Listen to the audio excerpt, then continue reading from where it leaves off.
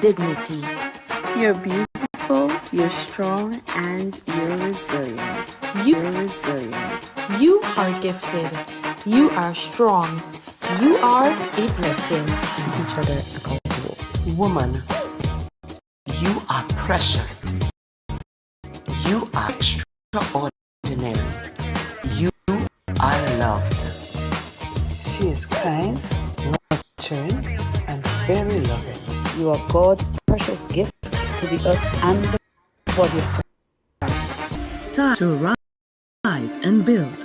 Daughters of God, wait. Women connect. Women connect.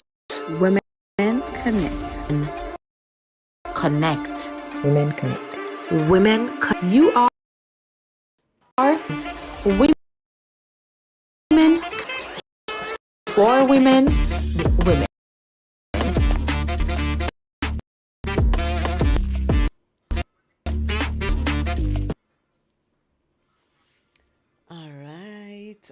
All right. So, pleasant good afternoon. Women Connect. It is our very first program for the year, and we are elated. We're excited. We are two lovely, wonderful, beautiful ladies, Reverend Mark. So we have Jenny Perriman. She's a guest, but not a guest because you know you've seen her before on one of our programs. So good afternoon, ladies, and welcome.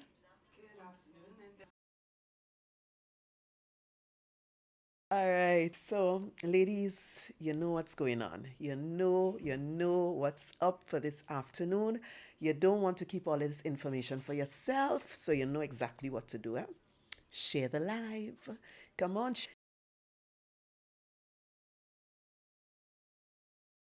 Share it with another woman. You could even share it with another man too. Yeah. It's going to be an exciting conversation. It's going to be an interesting conversation. And we don't want any of you to miss out. So the first thing we're saying is share the live. All right? Share it whether you're on YouTube, whether you're on Facebook. If you're listening on the radio, call somebody and tell them. Yeah, tune in. All right? So it's going to be exciting. And by the way, we just want to go back a little bit because in March, on the 7th of March, we had our annual Women Connect conference. It was a lovely and wonderful experience. And I don't know, you had to be there to understand and to really get the experience in. I know for the ladies, it would have been a lovely and wonderful experience. It was beautiful. Our topic, our theme this year was a vision of you, reflections, support, and empowerment. And I'm telling you, next year is going to be big and a bit so that persons can be reminded that we don't just have for this first one, it's not the first Sunday.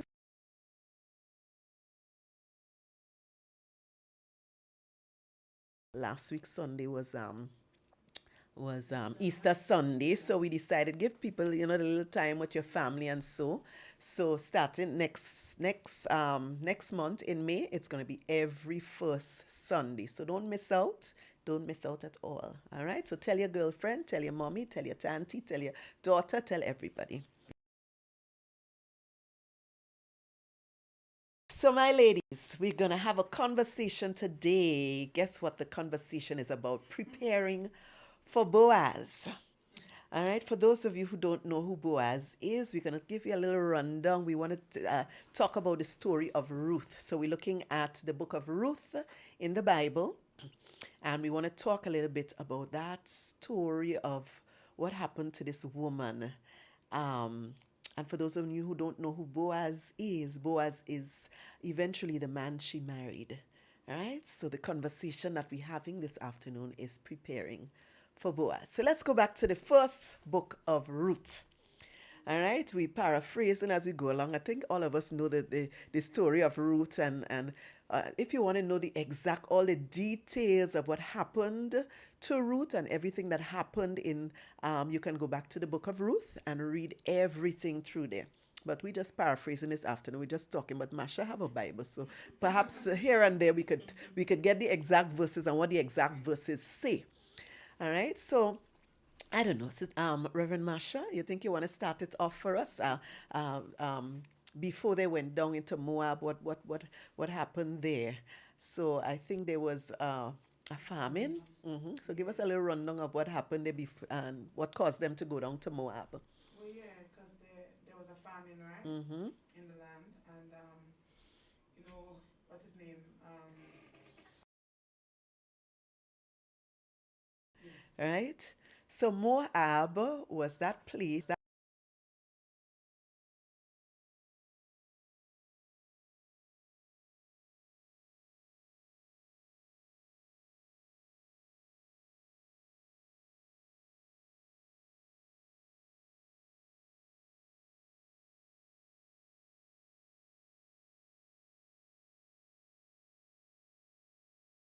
Malon, some pronunciations say Kilian, Chilian, different pronunciations.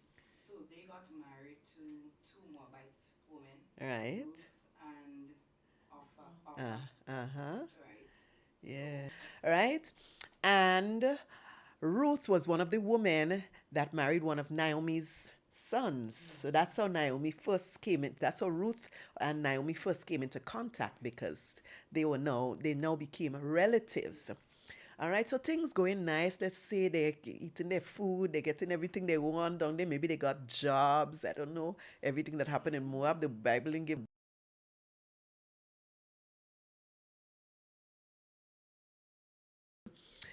And then the Bible gives us an account of some kind of sad news that came about. So there was death in the family. What happened? Who died first? Was it the dad died? So Naomi lost her husband. Yeah. All right, that's some sad news right there. All right, and then I'm not too sure how long after she lost also her two sons. Right? So Naomi, this woman who left Jerusalem, she's seeing trouble in Jerusalem. She can't get food. She and her husband left and went down to Moab. They get food. They having their life. But somewhere along the line, she lost her husband. And then thereafter she lost her two sons. Can you imagine? I just listen. Yeah, yeah, yeah. Yeah, I just cannot imagine, a woman. Can you imagine being in that kind of shoes? You're married, you have a husband, you have two sons, you're gone down to find better. Some people just leave Grenada and go in the States or wherever. You want betterment for your family because things maybe not going too well where you are. You find something that look like betterment, but thereafter you lose your husband and you lose your two sons. That's a lot of I think tragedy. what's significant is in chapter 1, verse, so it says, right, so from verse 3 says, and Elimelech, Naomi's husband, died, and she was left and her two sons. And they took them wives Yes. of the women of Moab. Yes. The name of the one was Orpha, and the name of the other Ruth, and they dwelled there about 10 years. Mm-hmm. And then Mahlon and Chilion died also. All right. So that.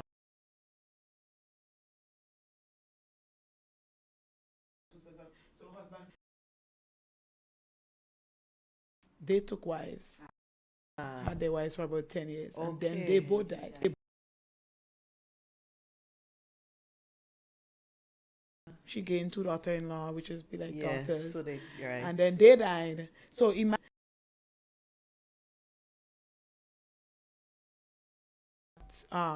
the grief and in the midst of that difficulty. Right. Just imagine. Mm-hmm. And she lost her son. Some good stuff right there. So Naomi gained the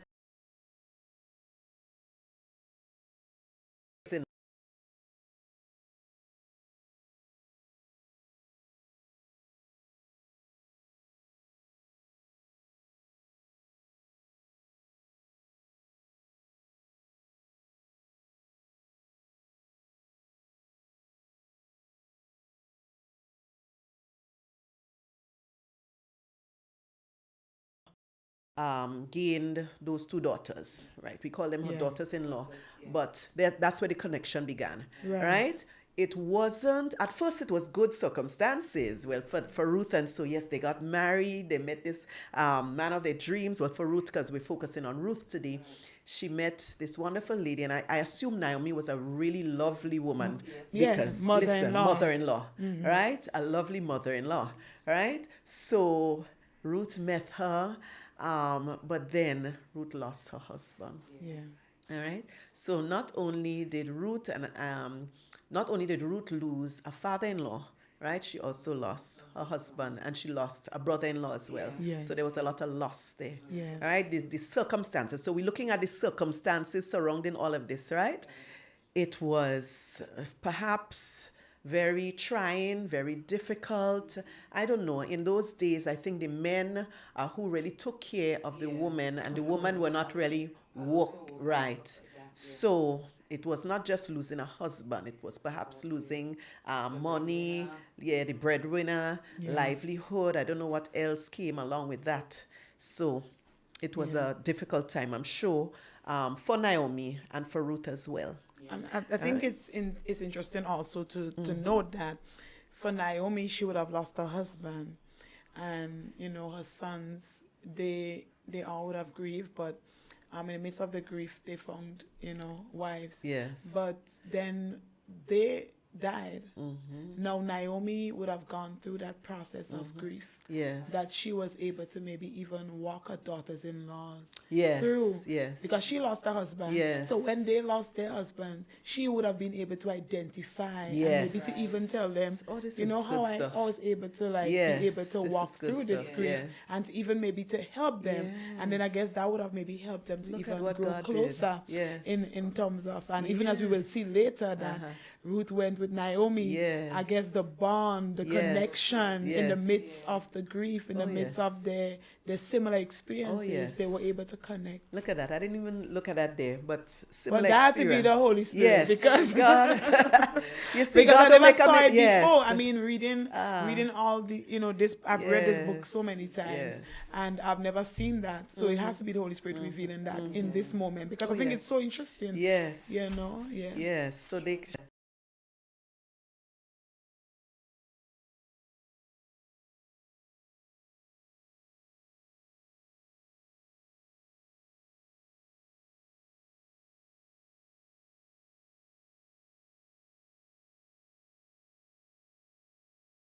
Well, let's say not. Let's.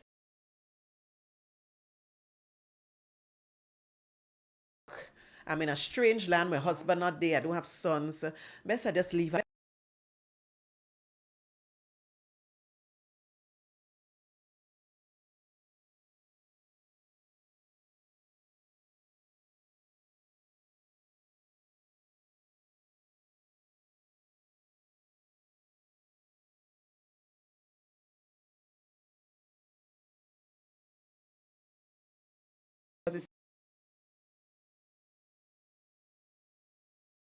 Then she arose with her daughters-in-law that she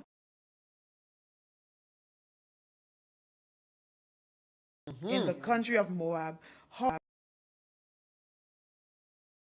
in giving them.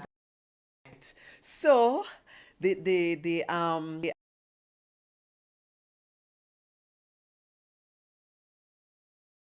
right? So things looking up back in Jerusalem. No, I need to go back where I come from because the Lord has visited my people. At least there's bread there now. Yes. Sure of, and Yes. then it's like you're in a land now where Foreign. you don't have family, so you might as well just go back to what you're familiar with. Yes, and where God is blessing His people. And I She believe had to because find the only herself back reason there. they left is because there was a famine. There was. So it's like, what use is it now for me to stay in a foreign land when I can go back home because everything seems to be okay? About the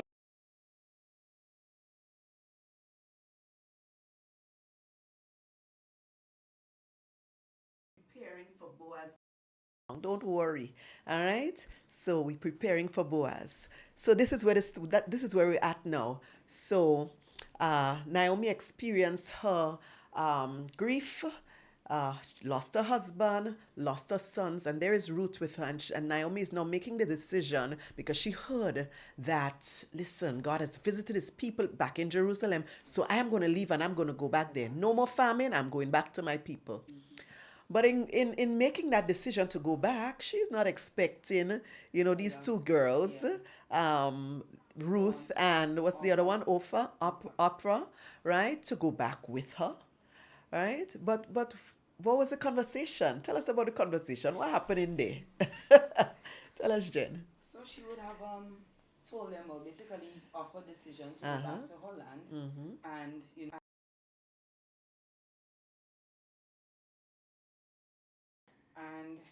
it spoke of, at first, it's like they were, okay with it, and then I want, so where you going? Your people will become my people. Your God will be my God. All of that. And I thought that was so powerful because, sometimes you look at the circumstance and all my family is here. And this lady, yes, I was married to her son, but he's now dead. I don't have anything to, why should I stay with this woman? Logically, that's how, most persons would think. But like you mentioned earlier, Naomi must have been a really good mother-in-law to her. And, just by probably, like you said, the Bible did not give every detail. But we could only imagine that decision that I am, and it's like, Appa decided, okay, I'll go back, right? So she kissed her mother-in-law and she left. But Ruth, she was so strong-minded. I am sticking with you. And when Naomi realized, and so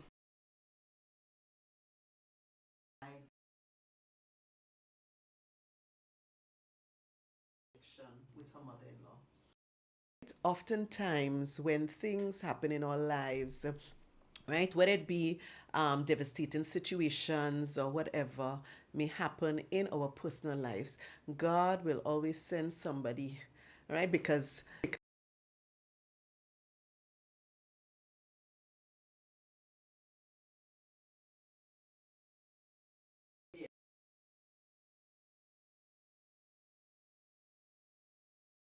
different gods. Gods.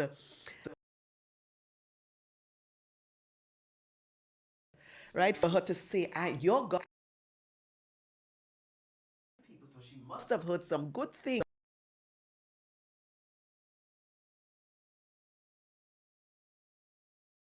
See.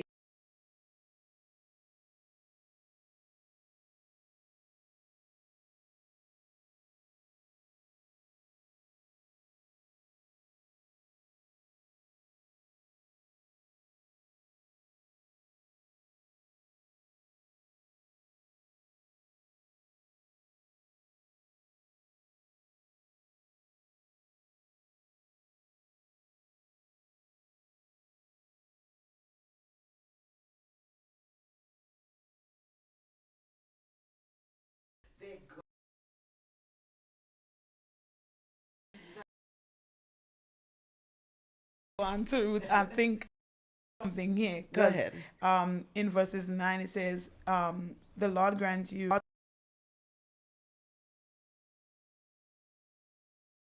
Then she kissed them and they lifted up their voice and they wept.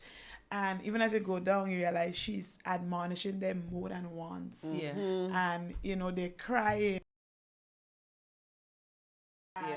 They said, on will return with thee unto thy people. And then she still went ahead to my daughters, why will you go with me? And they are there yet any more sons in my womb that they for I am too old to have an husband. If I should say I have hope, if I should have an husband also tonight and should also bear sons, would ye tarry for stay for them from having husbands? Nay, my daughters, for it grieveth me much for your sakes that the hand of the Lord is gone out against me. And they lifted up their voices and wept again. And that's when, you know, it happened where Offer went back. Yes. But the thing is, it just goes to show that it wasn't just once that she said it to them. To them multiple times.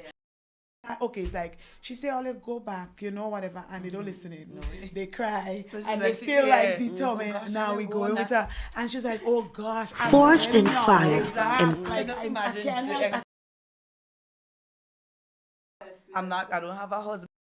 Was to get a husband and have sons with you all wait for them, you know. So it's like she went on to give A real so conversation. much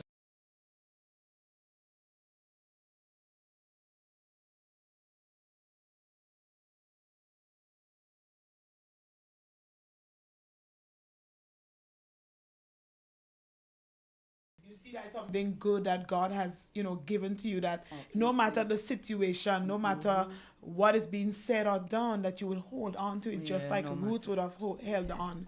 Because Ruth could have been discouraged as well, and she could have made the same decision as to go back. But she was determined that, listen, I don't know what tomorrow.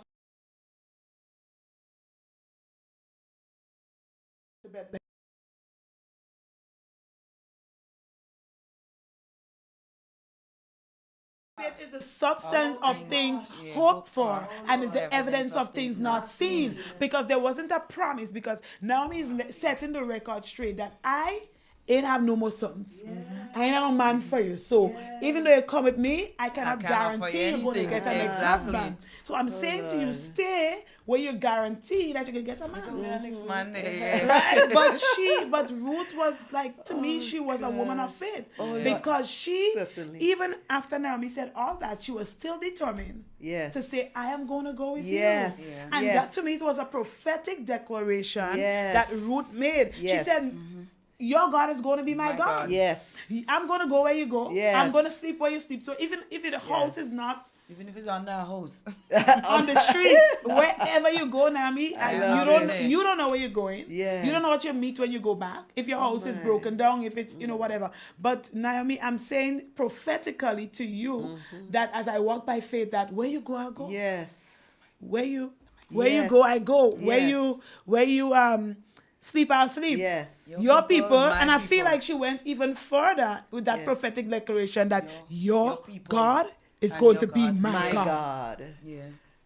Only we looking at and this then woman. And then even as Marsha said that, because even before her saying your God will be my God, your people will be my people. And then we see what happened with Boaz. And remember, Boaz was some far relative to. So, you know, we get in there, And as we faith. go along, we're looking at that woman, because remember, the topic is preparing for Boaz. Look at the woman. Look at what's happening with her. Right? Look at how she's persistent, how she's full of faith. Look at how she's making her decision.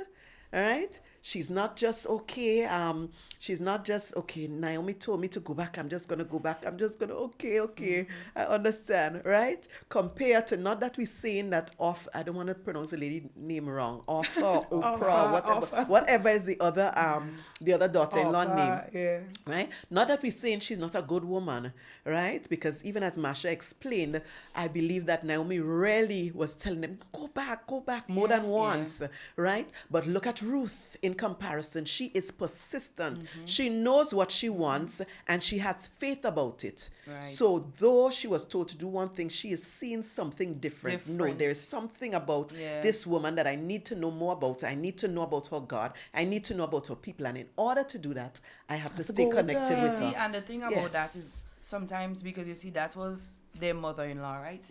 And then sometimes it's like we're so familiar with people that sometimes we miss what God is trying to use them to do in our lives. So, Papa, I'll go back. But Ruth felt that there was something there, right? And then sometimes it's like the same thing with us. It's like, okay, that's my mother-in-law. So, you know, her son died, which is my husband. So I'm going back. Maybe I might find another husband in my land. My parents, my whoever are in that land, right? So sometimes we become so familiar with people that we actually miss what God is using them to do in our lives, because Ruth would have missed out on all of that if she had decided to turn back as well. And I feel like Naomi was not in a good place as well, because Naomi, I feel like Ruth had more faith than Right. Naomi herself had Yes, at the yeah, moment. yes, at that Because in time. verse 15 it says, after Ophel went back, she kissed her mother-in-law, and they said Ruth, in verse 14 says, Ruth clave unto her. And she said in verse 15, and she said, behold, thy sister-in-law is gone back unto her people and unto her gods. Return thou after thy sister-in-law. But I believe Ruth had to put Naomi in her place and stand her ground. And she Yes. said in verse Imagine, 16, yes. and Ruth said, Intrigue. entreat me not to leave thee, Uh-huh. or to return from following after thee. For whither thou goest, I will go, and where thou lodgest, I will lodge. Thy people shall be my people, and thy God, my God. Where thou diest, will I die, and there will I be buried. Yes. The Lord do so to me, and more also, if aught but dead part thee and me. And I believe that, man, Ruth was a woman of faith. And for her to go as far to say, where you die, I'll die. Yes. Where you bury? And she was Yes. like, so that means she was in it for the long haul. Yes. She Yes. was She not looking saying, into okay, the future. she was saying to her mother-in-law, listen, I'm going back with you, but I'm making this commitment, Yes. not just to you, but to And God, also because to she God. said, she mentioned God there. Yeah. And she says, I will go, right? And the Lord do so Also, to if me, also, and yeah. more also, if aught If but aught dead but part dead thee part and thee me. and me. So she's saying to Naomi, I'm going with you, but the only thing that's going to part us is death. I'm going to stick by your side. I'm going to be with you. Yes. And so she was making a commitment to God and to Naomi. Yes. And that was a woman of faith. Like, she knew what she wanted. Yes. She didn't know what to expect, but she was going by faith. Yeah, and that's powerful. I mean, we've read. I'm sure all of us have read Yes, this like yes, so many yes. times, And not seeing all of and this. not Yes, seen this. yes. But I mean, it's so good, Yes. how God could reveal. Yes, Yeah. yes, yes. And certainly. that's declaration is also very powerful, because when you hear that, it reminds you of wedding vows. Yes. Yeah. Yes. Yeah. A commitment Yes. to Naomi. Oh my And gosh. she's saying to her, Naomi, if you don't believe me, may God deal Lord, with me. Yeah. Ah. Yeah. Oh Lord. She said, I'm making this commitment, and if I don't follow through, Yes, may God. I'm making a vow, I'm making an oath to God and to you that this is what I'm going to do. So she was in for the long haul, because, I mean, listen, she said, where you go, I'll go, where you stay, I'll stay. She said, even where you die, I'll We die. die you know. and be buried. And be buried, like that was it. My life is, she's basically saying, I'm committing my life to follow you, Naomi, because there is something about you that even in the moment, Naomi didn't really know what. Because I feel Naomi was, obviously, as we see, she's bitter, but Naomi didn't have faith, because Naomi still telling the girl, go back. Yes. She's like, go back. Go back. But you see, But after Ruth saying was determined. Yes, and you see, after saying all these things now, in verse 18, she says, when she saw that she was steadfastly minded to go with her, then she left speaking unto her. So Yeah. after hearing all that, she She had- realized Yes, she's not. Naomi's I can't like- change your mind. Yeah. Let me just back down. Yeah, yeah. Yes, but I that love just shows this. how much faith that Yes, Ruth had, and yes. I believe she would have learned that from Yes. even them, Yeah. because obviously when they met, Naomi and stuff, and they obviously she would have been that kind of mentor to them, Yeah. as a Yes, mother-in-law, yes. to them, and so I believe there's a lot of things that she would have learned in And that she wanted season. more. She wanted to learn Yeah. All more. of that, yes. Yes. And she could have hold on and said these I don't Yeah. believe she could have said these declarations if it was not inputted into her. Right. Yes. And then when even Naomi herself didn't have the strength She could to have been see that or to pillar of- discern. Yes. Yeah. Because if Naomi was in the place where she should have been and to be able to discern, she would not tell them go told back. Yes. And maybe Yeah. offer would have come, and Yeah. I Yes. mean, we never know Yeah, like what we could have will been know. the situation. Yeah. But Oh, Lord. Naomi was not in that place, but That's Ruth it. was determined. Was determined. Very determined. So guys, we're looking at this whole this story of Ruth, from Ruth chapter 1, we're going into chapter 2, and so on and so forth. We are basically dissecting the story because we want you to see her road to Boaz. We're looking at the different points at which what happened, exactly what happened to her. So for example, we see that there was a connection with Naomi. In order for her to meet Boaz, she had to have that connection. All right, so there was a connection with Naomi. So God has to connect you with the right persons. We're looking at it. It's a story. Yes. It's a narrative, as my bishop would say. She had to connect with the right person. in connecting, there was some tragedy. Things happen along the way, and in all of our lives, things will happen. There may be tragedy along the way. There might be difficult times. There might be things that make you feel to want to give up and go back. You know, the what you used to be and what the life before might be calling you back. All right, to divert you away from God's blessings for you. You see what happened there? But Ruth was determined. Look at her character. Look at her character. She was determined. I'm not going back to Moab. I want something. I'm seeing something different. I'm pressing forward. I'm going with you. That connection that God gave her, that connection was godly. All right. And there we have now that she's transitioning. There's something different happening here. So she's leaving Moab and we're going to Jerusalem. So we're going back to Jerusalem now. All right. So we're looking at the story. So she's back in Jerusalem with Naomi. Ruth is now back in Jerusalem with Naomi. But what happens next? They get back to Jerusalem. Well, it was a lot of years since Naomi was out. All right. I'm sure she doesn't have a job. She doesn't have a means of income. So what happens? Ruth looks at the situation and says, look, all right. And perhaps, Masha, if you could get the exact verse. Ruth is saying, listen, I'm going to go and find a job. All right. What does she decide to do? She decides, okay, I'm going to go and I'm going to glean. I'm going to go with the women that are, actually they're gleaning, they're picking up, right? So maybe she didn't get an actual job, but she said, you know, in the meantime, let me just do what I could do, right? They go in and they're gleaning the wheat and whatever they're doing. I'm going to go and pick up, because we had to get something to eat, Naomi. You're probably a little down in age. You might not be able, but I am able. I'm strong. Look at this woman. We're looking at her character and her determination, right? So she's pressing on, she's pressing forward. She made an oath, as we said. She declared some things that to Naomi, I'm not going to leave you. I'm going to be with you till death. It's like a covenant she make there, right? But in the midst of all of that, they're back in Jerusalem. And there's no job available. Well, she doesn't have a job. Naomi can't work. So Ruth decides, listen, I'm going to go out and this is what I'm going to do. We need food to eat, right? So she decides. And in doing that, she was a woman of her word. I can see that. Definitely. She was also a woman that had initiative. So she didn't lay back and wait to hear what Naomi would tell her. Well, you look like you're going to have to go and... No. Ruth was a woman she made the decision. She had initiative. She said, look, I'm back here with you. We had to get food. We had, we can't just sit down here and die, right? I'm going to go out and this is what I'm going to do. Right? So she had initiative and she decided, I'm going to go and I'm going to glean with the women. I'm going to get some wheat and we have to get something to eat. And in the midst of that, tell us what happened next. Well, before that, at the end of chapter 1, go ahead. It says that, so Naomi returned and Ruth the Moabitess, her daughter-in-law, with her, which returned out of the country of Moab. And they came to Bethlehem in the beginning of barley harvest. So they didn't just come back anytime, but they came in the beginning of barley harvest. That's right. So when they left when there was a famine, but they came back when it was harvest time. And then so chapter 2 says, and Naomi had a kinsman of her husband's, a mighty man of wealth of the family of Elimelech, and his name was Boaz. And in verse 2 it's talking about, and Ruth the Moabitess said unto Naomi, let me now go to the field and glean ears of corn after him, in whose sight I shall find grace. And she said unto her, go, my daughter.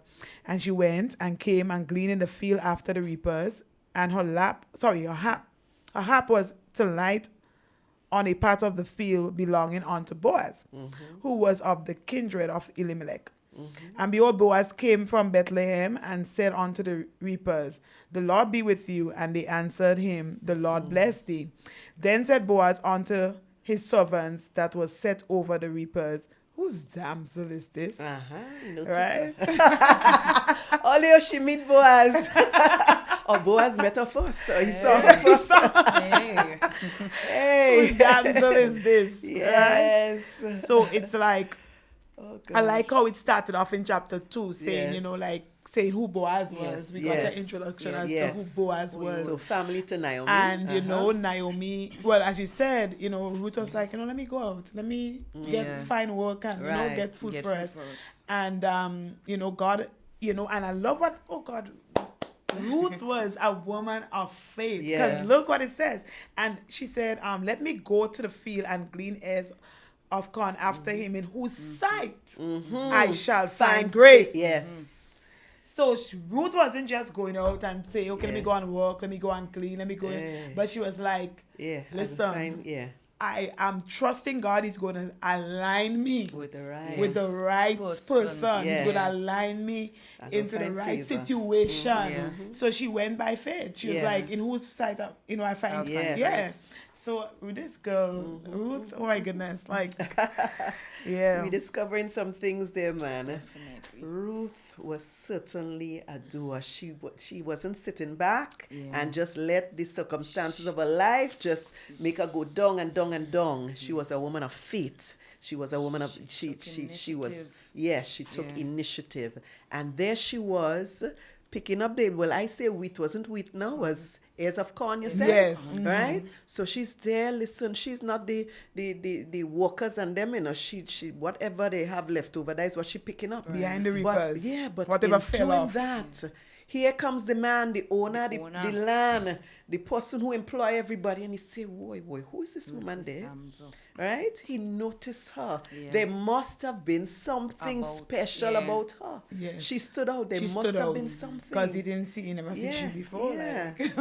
But it yeah. was interesting because they knew who she was. Because they could have said it's the Moabites that Yes. came back with Naomi. Yeah. Yes. And then it's like, What was said okay. about her? Because this part really had me going. When I read this thing, what did the people have to say about her? Because Boaz is there trying to find out who is this woman, and then he got an answer. Yeah. He What? said it is the Moabites damsel that came back with Naomi out of the country of Moab. Yeah, so they knew.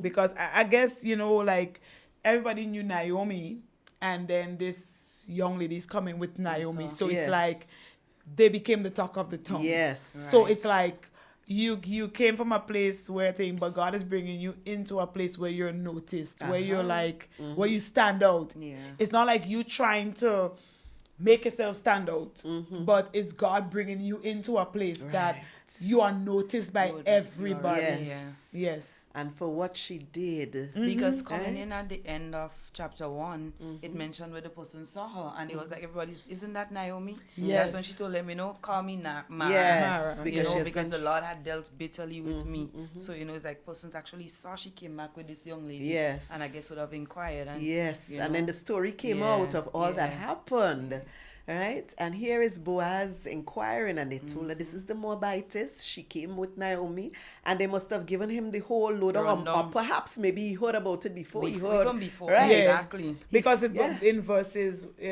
going back to what you were saying, that when they were come to Bethlehem, that all the city was moved about them. And they said, is this Naomi? So the people was like, everybody was like, hey, Naomi, come back. Exactly. And then maybe they're looking For- with expecting the husband, husband, Yes, son, and then they let's hear the have whole this girl. story. They hear the whole story. And of she what said, you know, I happened. go Actually empty saying, and exactly. I go You know, full and I went come back full, I empty. came back empty. Yeah. And you actually telling them, now call me Mara, which means bitter.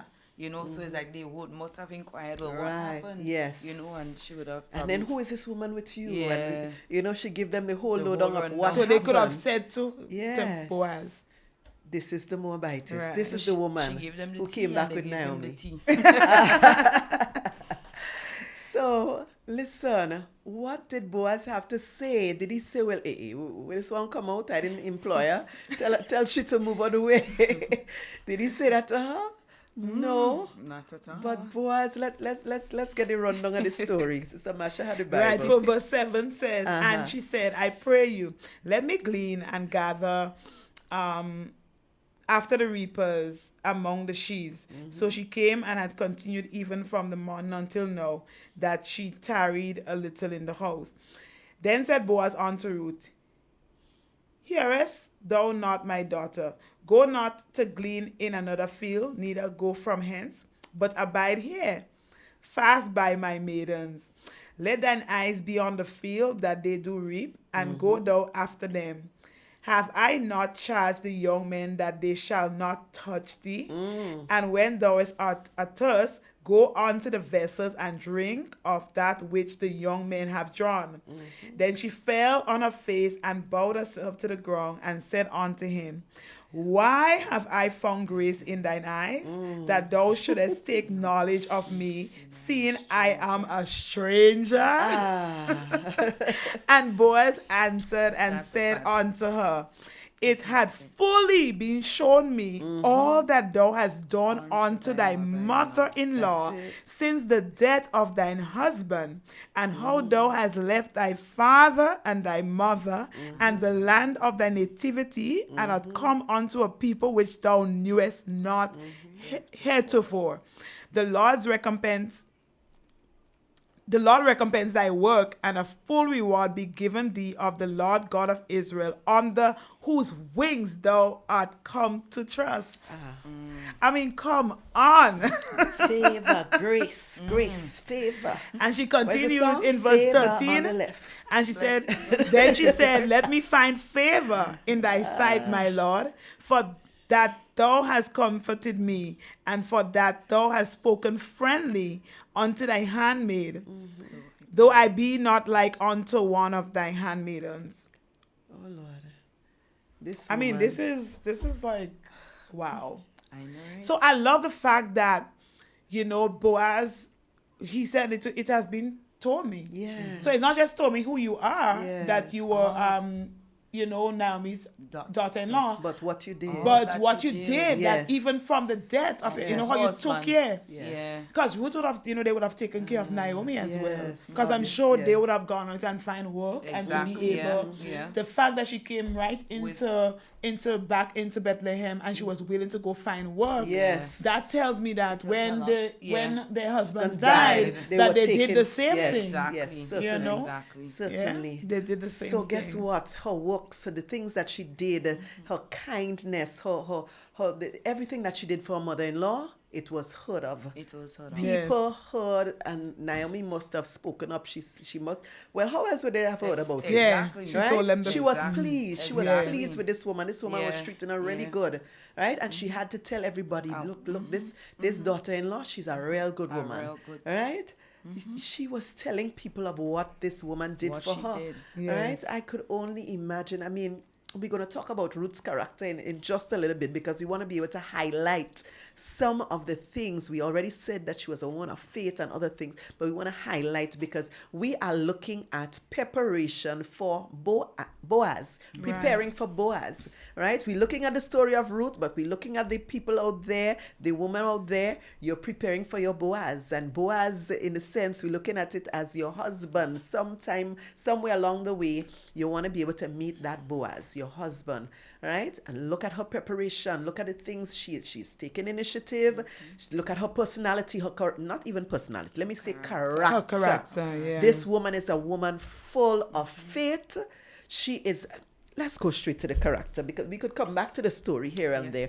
But I think I want to talk about Ruth's character, because this woman has so many things. I know as women of God, we always talk about the Proverbs 31 woman, but I want to highlight Ruth in the sense here, because she has so many wonderful, beautiful qualities that any sensible man would want in a woman. Exactly. Let's highlight some of her qualities. I feel like she was selfless. I Because know that, right? she was willing To to give everything up. Yes. It didn't say Ruth parents died. Exactly. Because Naomi told her, go back Yes. to your Right, parents. right. Go back Because to your parents. Look, Boaz even mentioned that you left your father and your Yes. mother. So she left everything she knew. She left the familiar. And she was willing to go into an unknown country. Yes. Right? To be able to not, and she wasn't going for her own benefit, Exactly. She was going because she wanted to take care of Naomi. Yes. So she said, when you die, and only death should separate us. Yes. So she was willing That to was go in love. for the long haul. So she was That very was love. selfless. Yes. She was also humble as well. Yes. Humble. Yeah. Definitely. So Because somebody, go it ahead. shows that so real character is built in private and it's not displayed for attention. So we see But how it will surely it people will, would. it will show eventually, Yes. right? But you're not putting yourself out there for Yes, attention. yes. But your character would speak, Yes. right? Or people would speak of your character. You don't have to go there and say, this is Say who I who you am, are. right? So we see her serving her mother-in-law. We see her Yes, living humble. selfless. We see her going out and walking in the fields. Yes, so that was you know, humility. It shows Yes. exactly the type of person that she was. She was loving, right? The fact that she would, do all that she was doing, it had to have its depth in love. Yeah. So some of the words that I came up with when I thought about Ruth's actions, and we're going to look at, we continue with the story, but some of the things that I saw in her character was love. She was humble. She was kind. She was committed. She was determined. She was caring, disciplined, right? Dependable, obedient. And we're going to come to that. She was full of faith. Masha said it. She was patient, selfless. So many wonderful qualities.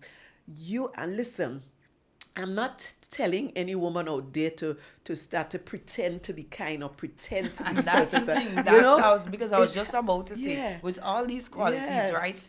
It's something that you cannot pretend to be, right? So then the right person would be drawn to substance and not to performance. Yes. Right? Yes, that's important. And it's when because you're listing these things there, and all I'm thinking is about the fruit of the spirit. Right? Exactly. And if because you think about, you can't pretend. I always say people could pretend just for How long? a period of time. Yes. The real you would always come Eventually. It out. always comes And out. especially under pressure. Yes. Or under, when situations arise, the true person comes out. Yes. So if you're somebody that is kind, if you're somebody that is loving, it's gonna come out. Yeah, and as you said, you can't pretend. Yeah. So and then the thing about it is, like, people will be able to say the same thing about you. So if the people that live with you or the people that are the closest to you are echoing the same thing that people that don't know you are saying, then you know that that's truly who you are in terms of your character. Yes. So it's like people will be drawn, and because people keep saying the same thing. And then if you yourself, when you become self-aware and you know yourself, that when you're literally saying something about me, like, I know that to be true about me. It's not like you just saying it, as oftentimes we go in funerals and we hear people say, oh, that person was such a kind person, and that person was, and it's a lie. You've always gone to a better place. But let it be. It's like, so the thing is, you want to live your life. So that when you die, what people say at your thing is true. It's true. Yes. Right? It's So true. it's like asking yourself, what do I want people to say when I die? Right. So you live your life based on that. Because you don't want, and it's sometimes like you actually know the person and you're hearing all of a sudden, she was so much of a good person. But I saw a video. I don't know if y'all ever saw it, but I saw a video with this Jamaican woman. And she said, Dingy gone to hell. I heard about it. She said Dingy in there nowhere near no throne. So she was being truthful. She said, not even Lord of mercy, Dingy said, Dingy gone to hell. And I say, yeah, she was being truthful. She was being honest. Because, when people die, everybody's saying rest in peace. They gone to a better place. And it's not true. And it's not true. But Ruth proved herself. Yes. To actually, I mean, even if you're like dead, but you're not away, but persons that are dead, they can actually say, yes, that's really who she was. They can vouch for you. Yeah.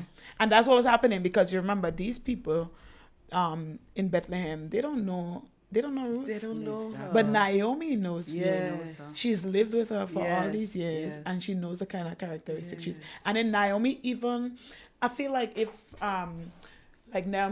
Ruth gave Naomi something even greater, to show that, yes, this girl is true to who she says she is, because even when she had the opportunity to go back, I plead with her many times. I explained certain situations, and she was still not willing to go. And the declaration, that prophetic declaration that she made, showed Naomi that this girl is real. Yes, exactly. She's true. Exactly. It's not just, she's not a motor girl. Right. Yeah. She's and that's the thing, though, because like, even if, like you said, Naomi would have known her true character, and even if she was not that type of person, Naomi didn't give her option to come or to go. You had to go back, because you don't following me. Exactly. Yeah. Listen, She wasn't a motor gun. we're saying to the ladies, the young ladies out there, right? We want you to know that, as Masha and Jen said, we don't want pretense. We don't want you to pretend to be who you're not. But perchance you realize, okay, I'm lacking in kindness. I'm lacking in this quality. Listen, the fruit of the Spirit is what you need. Ask the Holy Spirit. Yes. Ask the Holy Spirit to help you. You want to be able to have the fruit. And the fruit, the Bible says the fruit, not the fruits. So Right, everything, so it's one. right? It's one. So But there are so it's many not like you different have to take things. some and leave Yes. some. You have- Yes. all of them have to- Everything, love, joy, peace, patience, kindness, all of it is a part of the fruit of the Spirit. So if you're lacking in anything, ask God to help you. All right? We know that none of us are perfect Right. by any means. All right? You might have some of us that, are more kind than others. Than loving, Right? yes. More loving, yes. But God is working on us. And if Yes. you see yourself lacking in certain characters that you, in any kind of character that you think perhaps this is part of the fruit and I don't have it, Yes. ask the Holy Spirit And to that's the help you. thing, Minister Linnell, because, it's actually acknowledging that I realize I'm lacking here or I need help here. Yes. And not just saying, this is who I am. This is who I am. Yes. Because oftentimes we make excuses for our behavior in certain ways Right. instead of Yes. just going That before is God what- and yes. saying, God, I realize I need a little patience. I realize I need to have self-control. But somebody Masha might say, well, I find you act out of character. Well, that's how I am. Yeah. That's how I Yes, grow so up. are they. Yeah. Yeah.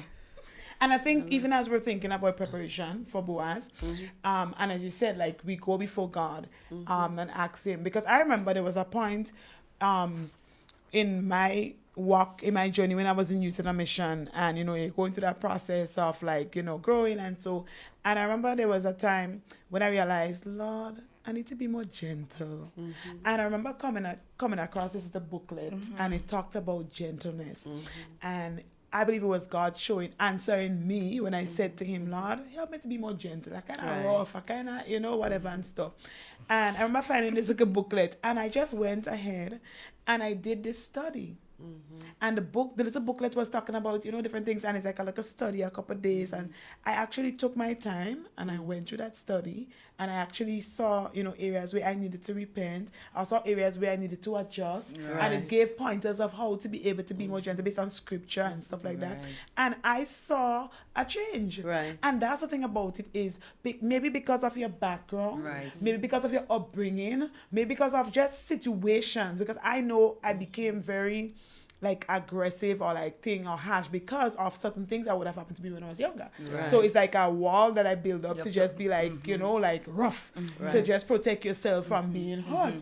But then when you begin to understand and you begin to process with the Lord and you yourself realize, nah, I don't want to be like that. Exactly. I want change. And you go before God and you ask him. But you have to be willing to put in the work. So when I look at myself, when I look at my 23-year-old self compared to my 40 plus self, I realized that it has been a journey of growth. So God has been preparing me to become a better person. So I know like there are certain ways I might have like responded or behaved years before. It's totally because of maturity, because of growth, because I've been able to put in the work with the Holy Spirit and allow the Holy Spirit to do that work work in me.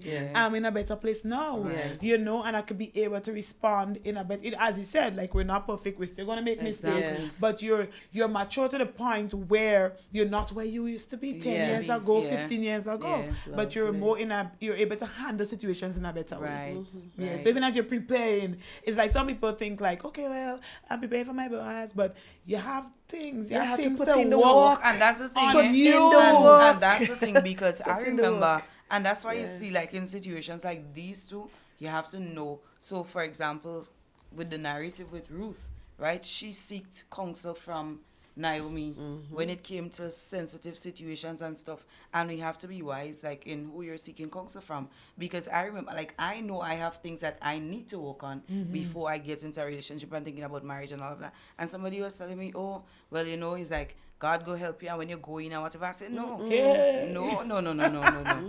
Nope. Help you. Nope. Listen to Help the right yourself, voice. no. Exactly. Listen to the right Exactly. voice. Because I know, like, I have things that I used to deal with. Like, I used to go from 0 to 100 in a second. Right. Like, my anger was like that. And then, you know, it's like sometimes, like, I remember growing up and I used to tell mommy, well, why are you talking so loud? Use a loudspeaker. Only to realize, like, I've started doing the same thing. You know? So it's like, and I, like, these are things that I go to God with, and I said, you know, I'm struggling in this area. And sometimes, you know, you just take on people's traits because this is what you grew up around, right? And I don't want to go into a marriage or a relationship with these kind of things. So it's like, I'm asking the Lord to help me fix these things. So you can't tell me, I mean, none of us are perfect, right? But then you know that there are things, and sometimes it's like, you're wondering, well, God, why it seems like everybody getting married and everybody this and that, but God is trying to deal with certain things within you before. So you don't mash up your marriage. Yes. Because I feel like a lot of people, they've not made that proper preparation to work on. You know, like, I think when I look, because I've seen so many marriages, so many, you know, and you look at them, you see people are focused sometimes on more preparing their outward appearance and they think attitude. They prepare for the wedding, but not for the marriage. Yes, right? and sometimes our attitude is what needs to be worked on. And I know there are certain ways in me. I remember some years ago, I said, Mipa, I don't want to get married because I don't like to share my bed. So I selfish, you know, like, and then I started on a most like serious note. I realized there were selfish ways in me that if I was ever thinking about getting married, then I would just like mash up my marriage because I was too selfish. You know, but you learn. So as I said, like, you go before God and you let God work on your heart. You let God work on the ways, because sometimes these are generational stuff. Sometimes these are things we pick up in society. We see people do, and you know, you pick up habits or ways and stuff, and you see like your family do a certain thing, or just like, you know, community wise. And if we're not careful, and I feel like when I look at sometimes a lot of marriages that struggle or end in divorce after a year or two or whatever, I realize that people didn't put in the work work on them. And then we're so focused on, oh God, I want a Boaz, I want a man, but are you working on you? So I remember years ago in a singles conference, the question was asked, the presenter was talking, and she said, okay, so make a list of all what you want in a husband, and thing, and everybody making their list. And then she said, okay, look at that list and tell me, do you possess these qualities? So you want a man that humble, you want a man that fear God, but are you God-fearing? Are you humble? Are you kind? And I think if we see it that way, it's going to help us to become better versions of ourselves and the version that God wants us to be, and we'll be better prepared to enter into a relationship or into a marriage. But it doesn't mean that being properly prepared or working on yourself and becoming all that God wants you to become and to make adjustments and changes. It doesn't mean that it's going to be perfect. Because we're different personalities. We come from, you know, like, you just have different ways of doing stuff. But I think if I focus on me, Marsha, like, what are the things you need to change? What are the things you need to work on? You need to be more kind. You need to be more humble. You need to be, and not just say, oh, well, you know, I have this struggle, but you're not being intentional about working on it. Intentional. So that's I was very intentional on working on being more gentle. And I saw the change. You know, I saw the change. So you have to look within yourself and see, what are the things in me that is God is not pleased about. Are you not happy? Because a lot of times the things that God is not pleased about, you yourself don't like it. You know, but it's like, how do you get over that? You know? That's a way working. You have to work on it, because even looking at the narrative, right? You see loyalty and you see commitment with Ruth to Naomi, and that mattered more than the circumstance. Because we see that Ruth actually made a commitment even before there was any benefits, right? And then, when we talk about, like Masha was saying, I want Boaz and a this and a that, but even, like in that preparation mode or in that preparation stage, it's all about learning how to stay as well and not just how to start. Right. Because she started and she could have left, right? And like thinking about that, I say, well, thinking back to how I used to think, probably a few years back, it's like, if I did in a relationship and certain things don't go into my liking, I gone. Gone about your business. You understand? So it's all about learning how yes. to stay as well and not just how to start. But how do you navigate that when, like Masha said, it's like you're only focusing on what you're looking for. But you have to focus on, it's not just about looking, but what's being found as well. Yes. Right? Because at the end of the day, you're focusing on this is what I'm looking for and this is what I want. But are you preparing yourself to be that person? Yes.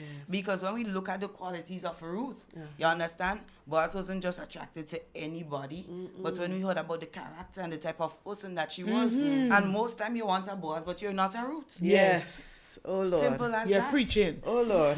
Because, no, for real, Oh, because, Lord. like, Boaz was able to be attracted to Ruth because he heard of her character. Yes. Even before he approached her. Yes. Even So before he approached Naomi was able to speak good of Yes. Ruth, and Boaz was able to hear that. Ah.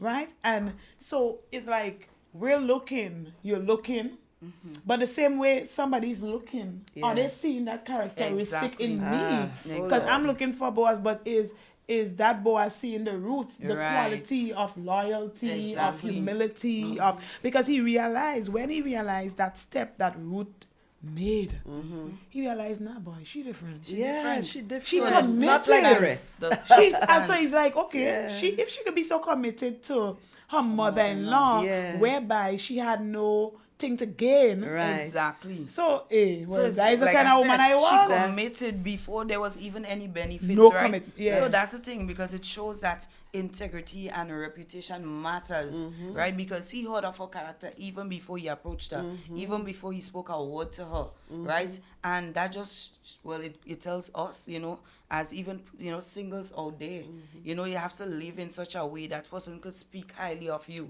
They could speak of your value and, all these things without pretending or without sugarcoating anything. Yes. And you know all what? these things. I think nothing wrong with looking good, eh? You want to be beautiful for your man. You want to look real nice. But you see, when a man is attracted to you, and nothing wrong if he attracted first by, What you see. by what you see. Of course. But when you see a man is attracted to you based on your character, That's a different. you know that's a whole different thing right Yeah. there. Whole different Because we thing. know beauty is going to fade. Of course. Yes. Beauty is And going the to Bible fade. said that. Yes. The Bible said that. Character. Oh Yep. my God. Because the thing about it is I'm sorry, but you have a song they sing about pretty face and bad character, and it's like we should be focused on being beautiful from the inside out. As you said, you have to make yourself look good, you dress well, you smell, like stuff. Yeah, But do you have a dirty attitude and a dirty heart? Because some people have very stink And attitude. that's the thing. So you're looking nice, you're really well nice, dressed up, and you're well-dressed, looking you're- everything exactly. on point. You But ever you have hear- a nasty You attitude. ever hear they say some people are very attractive until they open their mouth? There's a lot of people. So we have to be focused on it's good, as you said, because you don't want to look like any other kind of way, and you let go yourself. Look good, look good. Yes. But most importantly, make sure that your heart, Yes. that you have a beautiful heart, so that when people look at you, they can see beyond the outward outward, beauty yes. and see that inward beauty. Yeah. Oh my God, she's so kind. Yes. She real looking good in her, but she's so kind. Right. She's so loving. And that's She's the so thing. humble. And that's the thing, She's because so forgiving. a lot of persons, like when they're single, they focus more on being noticed Yes, than being physically, dependable, yes. being kind, being honest, Yes. being forgiving. Yes. Like you said, and it starts first with a commitment or no relationships. So how are you with your family? Masha mentioned earlier. How are you with your friends? Can they say Masha is dependable? Right. Can they say, Masha is this person, she has a really good character? Because it starts there. Oftentimes we want to, polish ourselves for that man that we're looking for. Right. But then we don't have a good relationship even with the persons that we're connected to now. Oh, Lord. Lord, This is a lot of stuff. oh, yeah, this is some deep stuff. For those of you just joining us, we're talking about preparing for Boaz. And yes, this conversation has to do with Boaz. We're talking about preparing for that husband, right? Ladies, that husband that you want in the future, we're talking about preparing for him. And we've gotten to the point, so we're looking at the story of Ruth, and we've gotten to the point where Ruth is now in Jerusalem with Naomi, her mother-in-law. She was there gleaning. Boaz saw her, he noticed her, and then he said, listen, I already tell the men and them that overseeing, don't interfere with you, right? You could have how much water you want, you could do X, Y, Z. Listen, this woman had favor. Yes. Right, with the boss. The boss himself came and he saw her, he noticed her, he heard about what she had done for her mother-in-law, and he was very pleased, right? So there he was giving her favor. All right, so let's go to the next part of the story. What happened after that? We heard, right, so now she has access. She's there, she has the favor, but things had to happen So still. let's go back before we go forward, Go because he didn't. So he told her that you know he want them or whatever, but he also went and tell them, Yes. like let some more thing fall down. Right, You right, know? right. Favor. Like let some more thing fall Favor. down. So it's like he told her that, Yes. but then he also went to make sure that he instructed them Yes. that they treated her well and Very you know well. stuff like that. Yes. So he wanted to have enough food and so give her a little extra, right? Treat her well. Don't interfere with her. You tell them men and them, listen, that one, don't interfere with her, eh? All right. So we're going forward with the story now. Well, not a story, right? It's a real thing. We're going forward with the narrative. Yes, the narrative. Yes. So what Yeah, and he told her happened? stay with his maidens, all that stuff, Right. everything like that. You want to make sure she's well protected and taken Right. care of. So there she is now. I think what happened Oh, after so in there- this chapter 3, so it Right. says, then Naomi, her mother-in-law, Right. said unto her, my daughter, Very shall I not important. seek rest for thee, that it may be well with thee? And now is not Boaz of our kindred, with whose maidens thou wast? Behold, he winnoweth barley tonight in the threshing floor. Wash thyself therefore, and anoint thee, and put thy raiment upon thee, and get thee down to the floor. But make not thyself known unto the man, until he shall have done eating and drinking. And it shall be when he lies down that thou shalt mark the place where he shall lie, and thou shalt go in and uncover his feet, and lay thee down, and he will tell thee what thou shalt do. So people, listen. This woman there, this mother-in-law, she know the ropes. I tell She you. wise knows- woman, a I tell wise you. woman, wise woman. So there is Naomi now giving Ruth some instructions, and I think, oh gosh, I don't know if this still happens in modern day, in our times, where the older woman would share some knowledge, some wisdom with the younger woman, but this is so important. Look at this. Naomi is giving Ruth some instructions. Did she say, hey, what are you talking about? she Me? was I don't obedient. listen. That's why I say this woman was an obedient woman. Obedient, She yeah. listened to the wise counsel of her mother-in-law, Yes. and she obeyed it to the T. She did. She trusted her. She trusted her, trusted her. and she did exactly Exactly what what she the said. woman told Yep. her to do. Yep. She didn't say, well, that is song right. I didn't find that song, and why should I want it? She didn't question She's her. like, what kind of comments is that? No. Go uncover your foot. And that's part of that's actually part of the Listen. preparation process. Ah. Being teachable Yes. and being able to seek wise counsel. Oh, Lord. You know, because that now would help you to navigate through relationships. And she said unto, in verse 5 of chapter 3, and she said unto her, all that thou sayest unto me, I will do. And she went down onto the floor and did according to all that her mother-in-law bade her. And when Boaz had eaten and drunk, and his heart was merry, he went to lie down at the end of the heap of the corn. And she came softly and uncovered his feet and laid her down. And it came to pass at midnight, this is like a thriller story.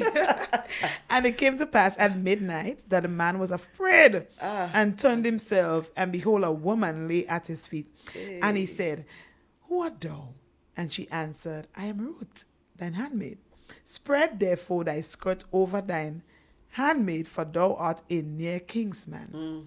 And he said, blessed be thou of the Lord, my daughter, for thou hast showed more kindness in the latter end than at the beginning, inasmuch as thou followest not young men, whether poor or rich.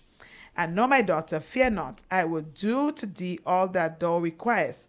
For all the city of my people doth know that thou art a virtuous woman. Oh, Hey, this thing has so much in it, eh? this is Listen, like... this was not just any normal instructions Naomi gave her. You know, she Exactly. knew exactly The protocol. What, yeah, the It protocol. was a protocol. She knew. And it was an act of humility. It was like, cover me. I want to be your wife.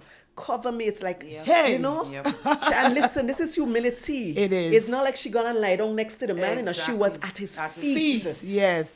That is submission. Submission. That is an act of submission right there. Humility, obedience. Listen. Yes. That's amazing. Listen.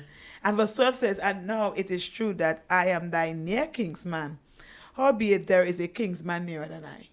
So it's like, I feel like in that point, it's like, okay, because Naomi didn't know that detail. She just knew that it was Yes. a kinsman. Yes. But he knew the protocol as well. Yes. He knew what, that there was somebody closer that she Yes. could, that was next That in was, line before him. him. So that's like, Yeah. that came like a stumbling block. Yes. But Yes.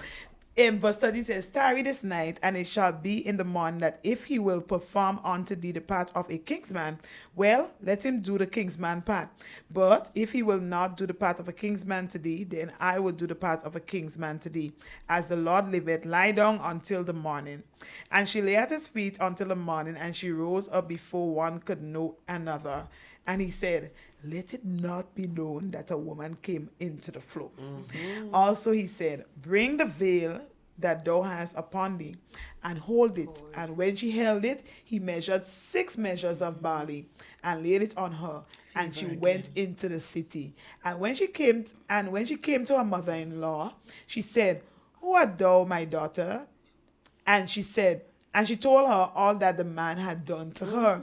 And she said, these 6 measures of barley gave he me, for he said to me, go not empty unto thy mother-in-law. Then said she, sit still, my daughter, until thou know how the matter will fall. For the man will not be in rest until he have finished the things they say.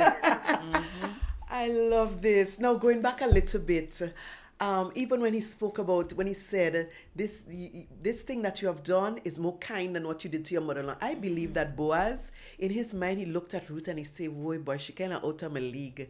She go want a younger man, a richer man, that kind of man. And when she came and she laid at his feet and she said, cover me, it's like, you mean she looking at me in that way? Yes. I actually have a chance. Because with he her? older. Yes. And she younger. The man get excited. He's like, wow, this is more kind than what you did to your mother-in-law. Yes. You know? Because he say he go Yeah. back the young thing and rich or poor. You know? Hey. Exactly. Listen. She said he didn't follow not young men, whether rich or poor. Yes.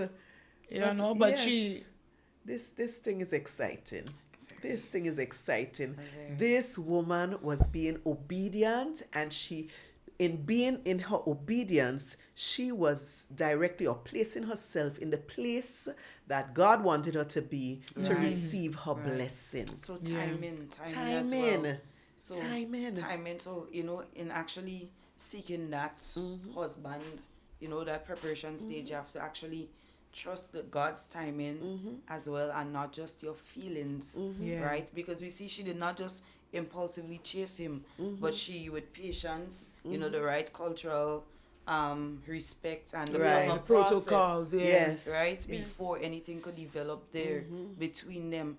And, this is just, probably an advice to singles and those who are preparing as well. Don't just go based on your emotions, but, you wait on, you hear from from God. Yes. So wait for God's timing. Yes. Make sure you hear clearly from God before you rush into, because emotions could cause you to get into things that God did not intend for you to. And there's a little part there that I want to stick in, because remember it's a threshing floor. Only men supposed to be there. But Naomi had a little wisdom there. She know that the protocol was to let him cover you, right? But she was not supposed to be there. So the woman had a little wisdom that she was wise. Right. Yeah. Although Ruth was not supposed to be there, she tell her exactly what to do. Go Wait until he eat and and drink. he drink. And they say he was Exactly. married, so you have to drunk. Yes. So he go and lie down. The woman give us some some good advice there. Exactly. She knew exactly what to do, but Exactly. she didn't tell her just go and lie down by the man. You know, she Right. give her, hey, listen. And tell him what to Yeah, she told she yeah. had Exactly. instructions. So it Oh just my goes to show gosh. how we have to seek wise Yes, Counsel. wisdom. counsel. Yes. Right. You know, it's like, because those that have gone before us, those that know, they could be able to say, hey, this Exactly. is, Yes. this And is not just asking for asking sake, but you see, she was obedient to her T to the Yes. instructions that she Yes. got. Yes. Right? Everything. So you seek wise counsel from, elders, mentors, Yes. or persons that are spiritually Very grounded. important. You don't just go to any and anybody Yeah, for advice. you have accountability Yes. partners. People that could be able to mentor you, to give you wise Right. advice, This is good and stuff. to say, Yeah. hey, This this is is what good to look stuff. for. This is not, and I feel like a lot of times, people don't have that, True. or they don't want it. Well, Sometimes it's like you just see somebody and it's like, no, and you just do your own thing, doing and then sometimes they get into relationship or into marriage and then realize It why I doesn't- didn't yeah. like. yeah. I didn't know the flags till I didn't know Right, what to look right. for, I think we need to be discerning as well as women. We need to look out for those persons that God has placed in our lives. We will call them destiny helpers. Destiny helpers, We yeah. need to be discerning those persons, God has connected us with. Or who has connected with us in the sense that God has placed them there for certain things in your life to take you closer to your destiny, bring you at a certain point. Sometimes they may not be there for the whole time, but Right, God but a placed them, season. season in your life. Pay Yeah. attention, identify those destiny helpers, know exactly why they're there, listen to the advice. Once the advice is lining up, once it's not, as I would say, against the word of God, listen to the wisdom in it. Yeah. Right? Those persons who have gone before, those older women. That's what I was saying.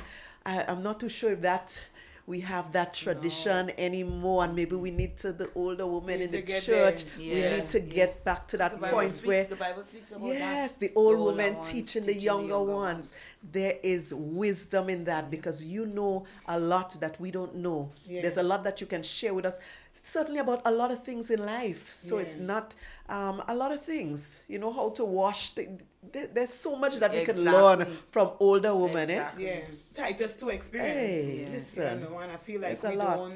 we don't. I think we need to do more of that. Right. Like in terms of, and I think it goes both ways. Mm-hmm. Like those of us that are younger that are seeking, like we need to seek after the advice. Yes. Like, Yes. but in the same Humility. breath, I believe that there are older women that needs to see and to be able to offer. Right. And to say, hey, this will be my advice. Yes. This will be Yeah. my counsel Exactly. in situations. So I think it goes both ways. Yes. And I feel like in our society, it's like almost everybody just does their own thing. True. Right. Or like some people, they don't want to meet the part of taking part. Yeah. You know? Yeah. And I think Or a lot open has my to do with business. your character and whether or not you're humble enough. True. Because some people might look at you and say, well, she wouldn't want to take my advice because, she attitude. Some people, that kind of thing. They're not teachable as well. Yes, So you yes. have to just So your character, your attitude matters in all of this. yeah.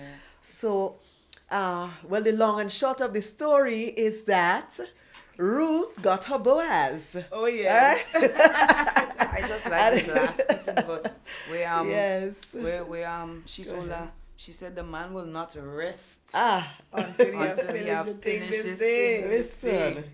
And he Yes. went on to do exactly. He was a man of his word. He was Yes. a man of his So word. he went, I'm sure he was excited and he really wanted this wife. He really wanted this woman. But he was a man of his word and a man of integrity. He Yeah. knew that there was another man that was a closer Right. Kingsman. kingsman, right? And that was the protocol in those days. Yeah. Listen, right? A woman lose her husband, the closest relative would have to Next take in, her up yeah. next. Yeah. Right? Yeah. So he did the thing right. He did it right. But the Yeah. other man didn't want to. He glad? But Boaz self Hey.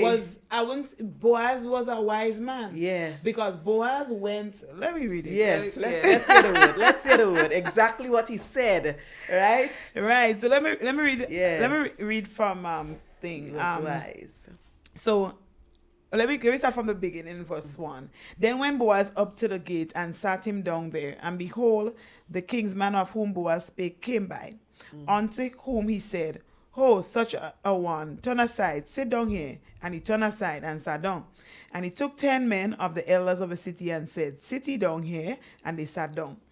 So Boaz was calling the shots, And he said unto the king's man, Naomi, that is come again out of the country of Moab, selleth a parcel of land. Listen. He was a wise man. Very wise. So he lined the come thing and up say right. about, oh, you is the next king's Yes. man. And, he Yes. said, Naomi, hello. Has a parcel of land. Listen. Yes, That, and I he believe was was the wise. wisdom of God. Yes. You know, He that was gave wise. him, so parcel of land, which was our brother Elimelech's, right? Yes. And I thought to advertise thee, saying, buy it before the inhabitants and before the elders of my people. If thou will redeem it, redeem it. But if thou will not redeem it, then tell me that I may know. For there is none to redeem it beside thee, and I am after thee. And he said, I will redeem it. Hey! Then said Boaz, what day thou buyest the field of the hand of Naomi, thou must buy it also of Ruth the Moabitess, the wife of the dead, to raise up the name of the dead upon his inheritance. And the king's man said, I cannot redeem it for myself, lest I mar my own inheritance. Redeem thou my right to thyself, for I cannot redeem it. Now this was the manner in former time in Israel concerning redeeming and concerning changing. For to confirm all things, a man plucked off his shoe and gave it to his neighbor. And this was a testimony in Israel. Therefore the king's man said unto Boaz, buy it for thee. So he drew off his shoe. And Boaz said unto the elders and unto all the people, ye are witnesses this day that I have bought all that was Elimelech's and all that was Chilion's and Mahlon's of the hand of Naomi. Moreover, Ruth the Moabitess, the wife of Mahlon, have I purchased to be my wife, to raise up the name of the dead upon his inheritance, that the name of the dead be not cut off from among his brethren, and from the gate of his place. Ye are witnesses this day. And all the people that were in the gate and the elders said, we are witnesses. The Lord make the woman that is come into thine house like Rachel and like Leah, which two did build the house of Israel. And do thou worthily in Ephrathah, and be famous in Bethlehem. And let thy house be like the house of Pharez, whom Tamar bare unto Judah, of the seed which the Lord shall give thee of this young woman. I'll just finish it. So Boaz took Ruth, and she was his wife. And when he went in unto her, the Lord gave her conception, and she bare a son. And the woman said unto Naomi, blessed be the Lord, which had not left thee this day without a king's man, that his name may be famous in Israel. And he shall be unto thee a restorer of thy life, and a nourisher of thine old age. For thy daughter-in-law, which which loveth thee, which is better to thee than 7 sons, had borne him. And Naomi took the child and laid it in her bosom, and became nurse unto it. And the woman, her neighbors, gave it a name, saying, there is a son born to Naomi, and they called his name Obed. He is the father of Jesse, the father of David. Now these are the generations of Pharez. Pharez begat Hezron. Hezron begat Ram. And Ram begat Aminadab. And Aminadab begat Nahshon. And Nahshon begat Salmon. And Salmon begat Boaz. And Boaz begat Obed. And Obed begat Jesse. And Jesse begat David. Yes. Wow. This is amazing. Wow. That's just it's powerful. This is amazing. So the great, I don't know, grandfather of Jesus came out of all of this. Yes. Look at this. This is amazing. This is an amazing narrative, and Ruth got her Boaz. So we want to talk about a little bit of things, because we want to be able to connect this with those of you out there, right? We went through the whole story of Ruth. We went up to the point where she met her Boaz. They got married. They had their child. All right. And we want to talk about you. We want to talk about you. We want to talk about the Boaz that every woman wants to meet. Right. All right. So just going back a little bit, just to connect things up a little bit. We already spoke about the character of Ruth, right? But the question that I want to ask is, I know the answer, and I know we all know the answer, but did Ruth's character play a role in all of this? What stood out? And we spoke about the character, but we can all agree that her character played a very important role in getting, finding, in connecting with her Boaz. Yes. And in the same way, we can say to those of you out there, woman out there, looking and waiting and wanting to meet that Boaz, that husband of your dreams, all right? Your character matters. We spoke about character already, all right? Don't only write down and say, this is what you want, that is what you want. You want a man that is kind. You want a man that have a job. You want a man that does this, does that, a God-fearing man. And we know the list goes on. Yes. But as we said before, work on your own self, your own character. You're missing something in the fruit of the Spirit. Ask God, how can I be more kind? As Marsha said, she found a book. Yeah. She read the book and she took it. Be intentional. So it's not just about reading a book or saying, God, I want this and I realize I need this, but we want to be intentional. What I want to ask you too, though, all right? Have you, and I think I already know the answer to it, but there are situations that happen in our life, right? Can you tell us perhaps of any life-changing situation, circumstance, event in your life that you can say really helped to build your character? Anything at all that you have been through in life?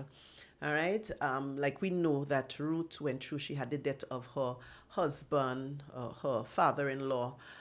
Can you point out to us perhaps any life-changing situation, any situation in your life or event that happened, something that happened, and you can look back now and say, surely this situation, at the time, it was most devastating to me, but you can see and you can understand how God used that situation to really build character in you. Because we want to link up everything and show persons out there that the worst thing can turn out to be, well, not the best thing, but if you understand what I'm saying. Yeah. Any of you can start. Jen? So for me,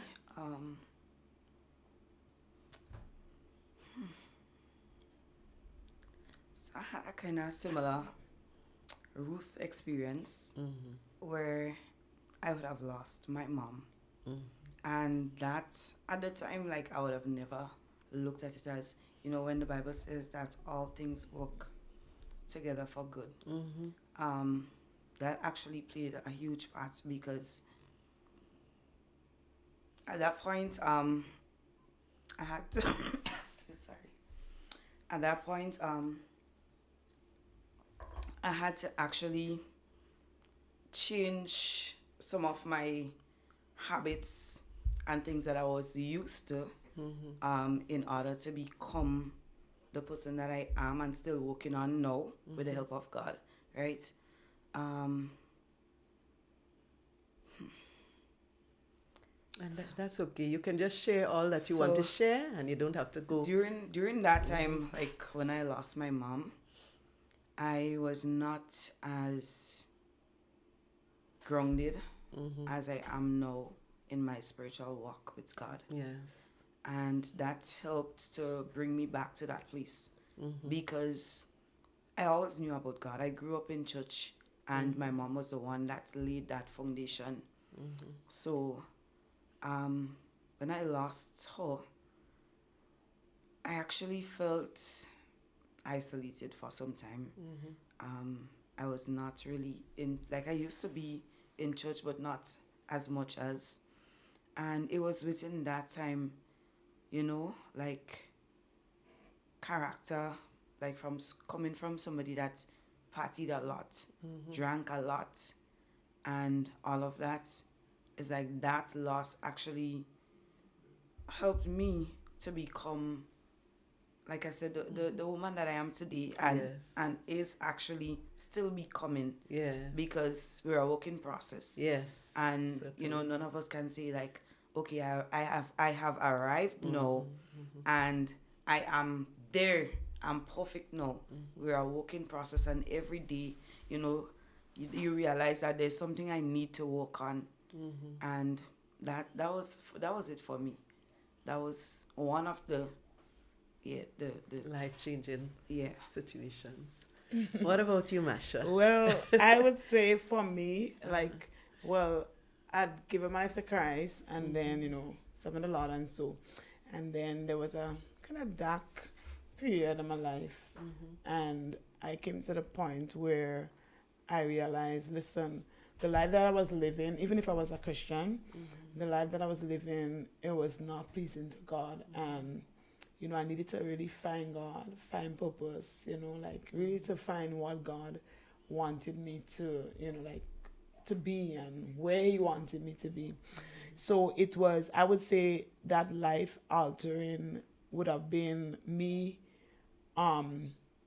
making that decision to say, listen, where I am currently is not where God really wants me to be, but God, I want you, and I want to be where you want me to be. So I made a decision to go to Youth in a Mission, like when I heard about, the program and stuff. And I believe it was my journey whereby God would have started that process to build character, because the school was like, it wasn't like a typical Bible school, but you got your percentage would have been based on character. How much you change in terms of your character. So yes, we had assignments, yes, you had stuff like that, but that was like secondary to being able to build character, to really become a person of integrity and understanding that who I am when nobody's looking is who I really am. And I feel like God took me out of a place of like where we could be in church superficial, or like you go to church, you're living however and stuff, and not really being true to who God has called it to be, to the point where God would have turned my life around. But I think going back to being like, if we really want God to do the work in us, we have to be intentional. So, and be open and be vulnerable and be real. Yes. And I feel that's what I would have learned in the process of going to Youth in a Mission. But I remember even before all that, I remember at the beginning we had to like come up with a team, and budget to come up with a personal team of what you want your journal to be, because we have to do stuff every week. And so, and I remember praying about it, and because of where I was and where I wanted to be, I remember what came to mind was my life an open book.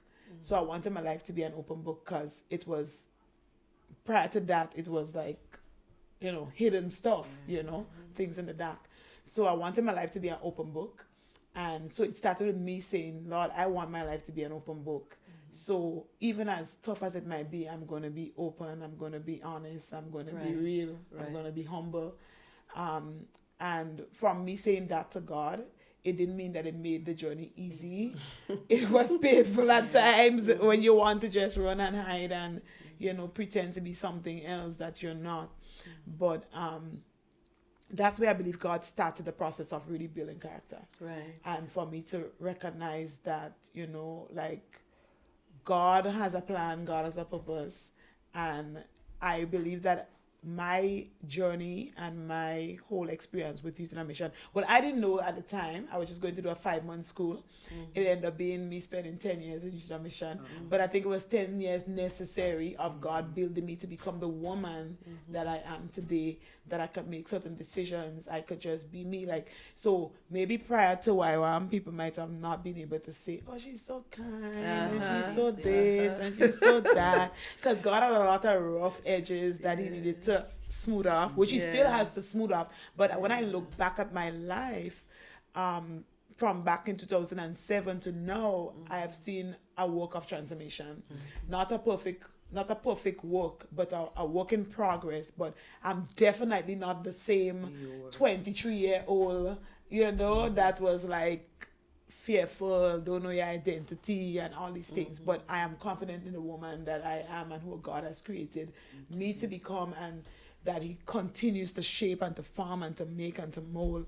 And I actually, it's not, like it's a difference to be prideful and to be proud. Right. And I could say that I'm proud of the woman that God has shaped and created me to be, because I'm proud. I'm proud to be who I am, because I know it was the work of God. And as I continue to yield myself, he will continue to shape me. So like when you hear people say things, and like for me, my love language is words of affirmation. Right. So like when I hear people like speak about me, and they say, certain things, and like it's the team, it's a team, right? It's the same thing. Like people are saying the same thing, and I know whether it's my family, friends, like whoever, people are saying the same thing. Then I look back not out of a place of pride, but out of a place of being proud of what God has done in my life, and not being like proud to the point where I'm settled, but Lord, there's so much more that you can do in me. And there the rough areas you can smooth off, and to make me become a better person, a better version of myself that God wants me to become, so that I could be a blessing to those around me, and that they could be blessed by my presence. And I'm like, oh God, mashallah, like, but be happy, happy to be, because some people like they're just so obnoxious and they're so thinking they don't want to be in their presence. It's like, oh gosh, but you want to be that person that people could depend on. People could say, like you're reliable, like like I could reach out, I could and stuff. So I'm happy. And like sometimes, as you said about your mom, losing your mom, and for me it's still a dark season, because I just lost my dad like in February, and it's a dark season. But sometimes you lose purpose, or you lose you're like oh, it's like you're feeling so like thing, and it's like you have no desire to like just to show up and to be but I'm learning that that in the midst of it, that like it doesn't stop being me, like who God created me to be, and to be kind, or to show God is still depending on me to be that person, even in the midst of like, so even in the midst of Ruth losing her husband and all that, it didn't cause her character to diminish, but it caused her to be even stronger, and to actually be there for Naomi when she needed. So like I want to be that, like to be that person that in the midst of loss, in the midst of pain, in the midst of difficulty, like I can still show up for my girls. I can still show up for the people that matter. And the people that are depending on me to show up for them. Not burying the pain, dealing with it, but it can coexist. I can deal with my pain, and I can still be there for others, and to show up, So I'm learning to be able to navigate that. I love this. And then sometimes, you might look at it as a dark season, but only to realize after that, it's not even for you, but you can use that same dark story to encourage and, to motivate others as well. And even going through like, counseling school, and you learn about grief, and you learn about grief counseling and the process of grief, and you think, okay, well, yes, and you've lost a couple persons, and so, but every situation is different. And I know it's a process, and I know I have to go through the process, but because sometimes it's so painful, you think, oh God, can we just like skip the emotions, can we like just skip the season? But it's a necessary process, because as you said, it's bigger than me. It's who God will bring me. And I was reading this scripture this past week, where it says, and when God himself comforts you, then you yourself will be able to comfort others with the very same comfort that he has given. And I think as we look back, it's the same thing. Naomi was able to comfort Ruth and Orpha, and then Ruth was now able to comfort Naomi in the process of her grief as well. Certainly. So we're looking at some women out there that's possibly listening. Maybe they're thinking about getting married. Maybe the marriage thing not even in their head right now. But I would love for you to, I'm not saying that you're perfect. I'm not perfect. None of us are perfect. But what kind of advice would you give a young woman or woman just, thinking about getting married, or having that desire to get married one day, in terms of preparation? What kind of advice would you give to a woman? Any of you can start. What kind of advice? What would you say to them? Somebody who's actually have the married thing in their head. Maybe they perhaps they have not met the man yet, or maybe they see somebody, or maybe a man has seen them, like Boaz saw Ruth, and they're thinking, they have that in the forefront of their mind. Yeah, I want to get married. What kind of advice would you give to them in terms of preparation? What should be some of the things that they should think about in their preparation stage? So like we mentioned, it like some bits and pieces of it earlier, right? I think one of the main things first is getting to know who God has created you to be, and before actually thinking of finding a partner or getting into a relationship, you find your purpose. Because I believe as once you're walking in purpose, then everything else falls in line based on how God has ordained it to be. And you know, a lot of the times you see persons like they focus most so on finding that Boaz, finding that partner, that they don't even actually understand who God has created them to be. What are my true likes and dislikes? Because if I don't know who I am and I don't know the things that I like, how do I know when somebody, because if I don't know what is missing, and not in a sense that somebody come in to complete me, right? But if I don't know what is missing, then how do I know that you're the right fit when you come along, right? So finding your purpose and focusing most on becoming who God has made or created you to be. And then I think, you know, you can focus most on all the other, you know, things that needs to be done in order to prepare. So like we said, you know, who are you as a person even before you meet that partner? You know, being committed to current relationships now with your family, with the persons that are in your home, with your friendships, you know, all of these things, having integrity, you know, being faithful, and all of these things, you know, not looking at the things that you need to fix or need to work on, because, you know, when you think of yourself as a person and who God has created you to be, when God created, if we go back to, yes, we're talking about the narrative of Ruth, but if you go back to the beginning, right, when God created Adam did not go to God and say, you know, I think I'm missing a woman or a wife or whatever it is. God saw. But when God saw that Adam was where he needed to be, so, you know, he was in God's presence, he was walking, and all of these things, because, you know, there may be somebody that might be out there and you're thinking like, God, why is it taking so long? And you might feel like if your waiting season is a wasting season, but God is actually preparing you for your purpose and all of these things before he aligns you with that person.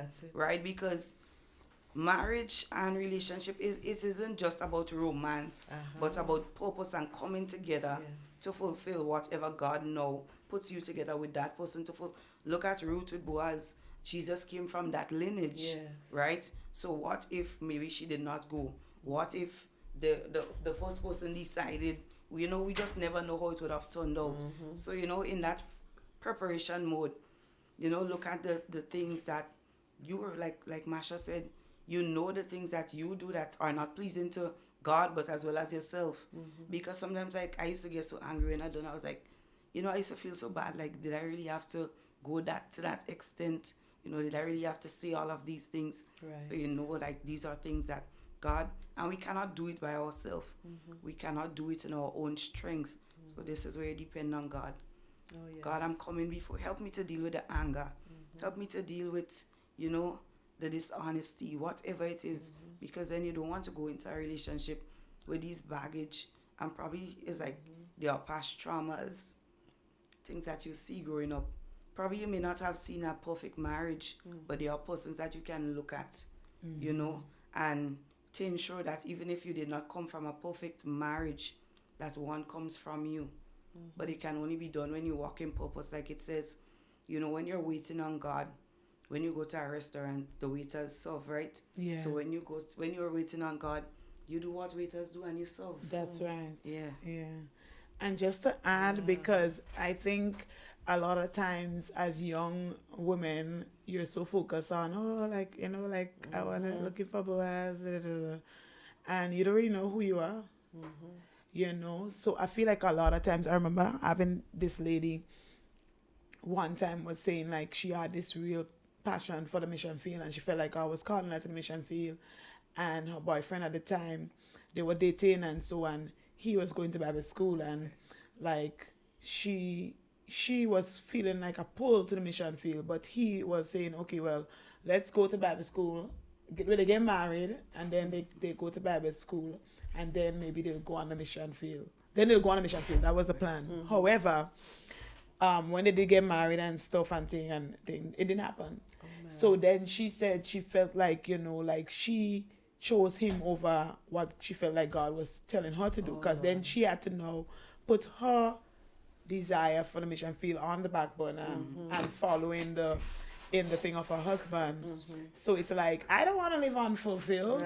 So I remember my friend saying one time, it's like you're on a journey with God and you're walking, and while you're walking on that journey in the direction that God is leading you, someone is going to come along. You're going to meet somebody on that journey, and you realize, okay, we're on the same thing, and God is going to connect you. So it's like, you know, being able to understand who I am, first of all. What does God call me to do? Right. And if I know God is calling me to do a particular thing, and I meet somebody, but it's not that they're going bad, but it's just that we're not on the same path. So I may be called to the mission field, but you might be called to stay. That's not going to work. You know, so being able to understand first and foremost as a young lady who I am. Right? And as you said, what are the things that I like? What are the things I don't like and stuff, and understanding your identity, your purpose and all that. And then understanding, what is my call? Where is God calling me? And a lot of times people sometimes think because they get it all wrong, and then they realize, okay, because of the person I marry, I'm not able to fulfill that thing that God is calling me to.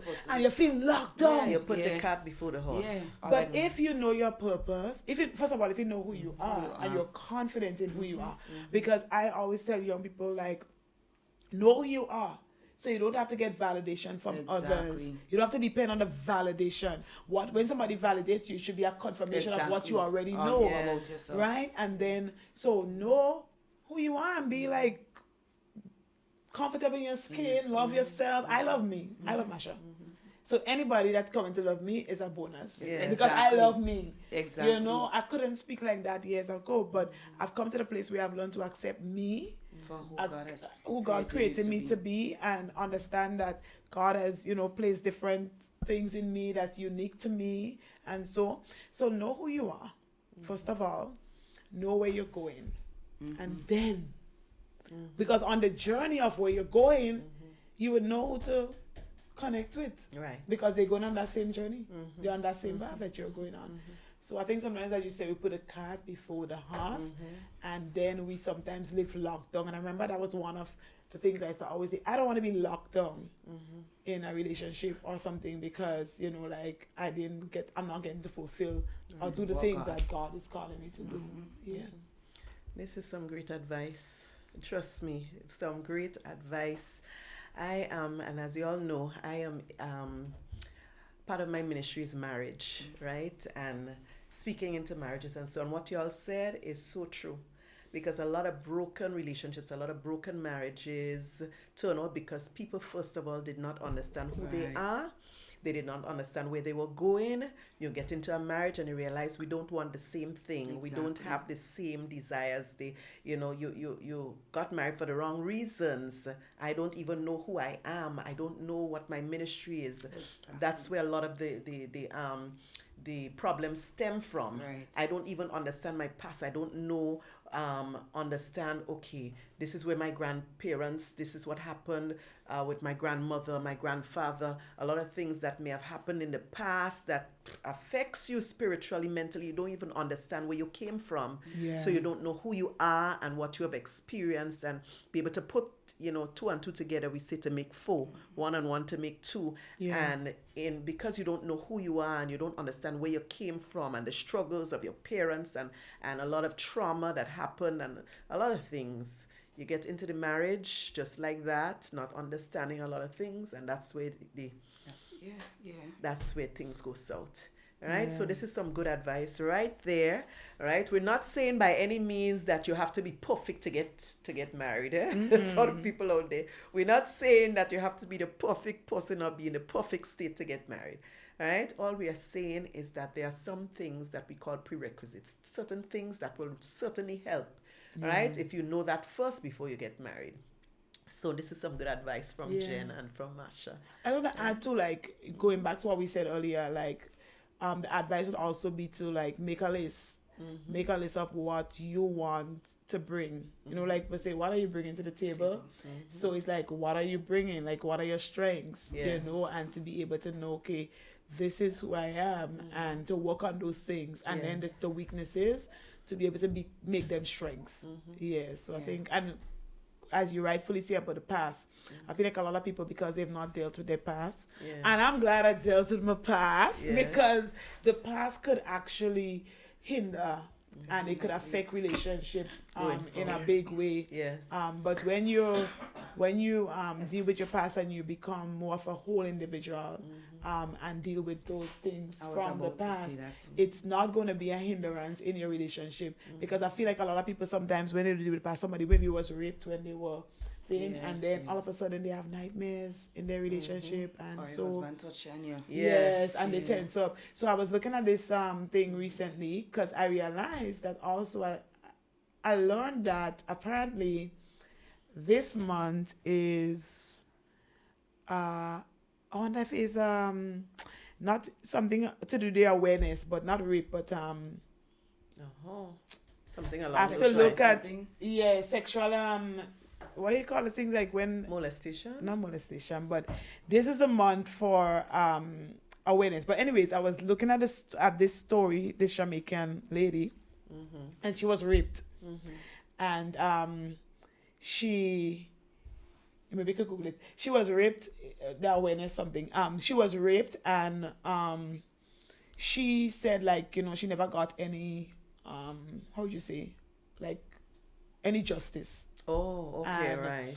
Then she got married, but she was saying that, you know, she still have kind of stuff, but she has dealt with the stuff, right? So it's like she was honest aware, and you know whatever, and so, but she just never got justice. But she's like speaking up, and she said something whereby it's like she don't want to be like to be known as a victim, but a survivor. Okay. So it's like, you know, that she's being healed to an extent. Right. And I think that's so important in going into relationships. If we deal with our past and we come to a level of, you may not be perfect in terms of fully, you know, like you might still have triggers or whatever, but at least you're whole. Or like you're in that process of being totally healed. Right. Yeah. Because like I said, sometimes you may not be completely whole, right? Or completely, it's like, you know, certain things may trigger it, but then when you don't deal with it, sometimes, you know, your parents used to talk to you in a certain way, and then, you know, it's like probably when you're younger, you know, probably used to, like for me,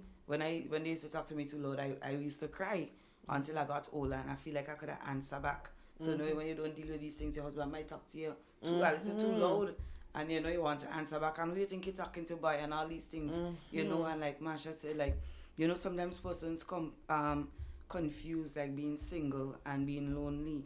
And you know, in your singleness, it is a period, like Masha said, of wholeness.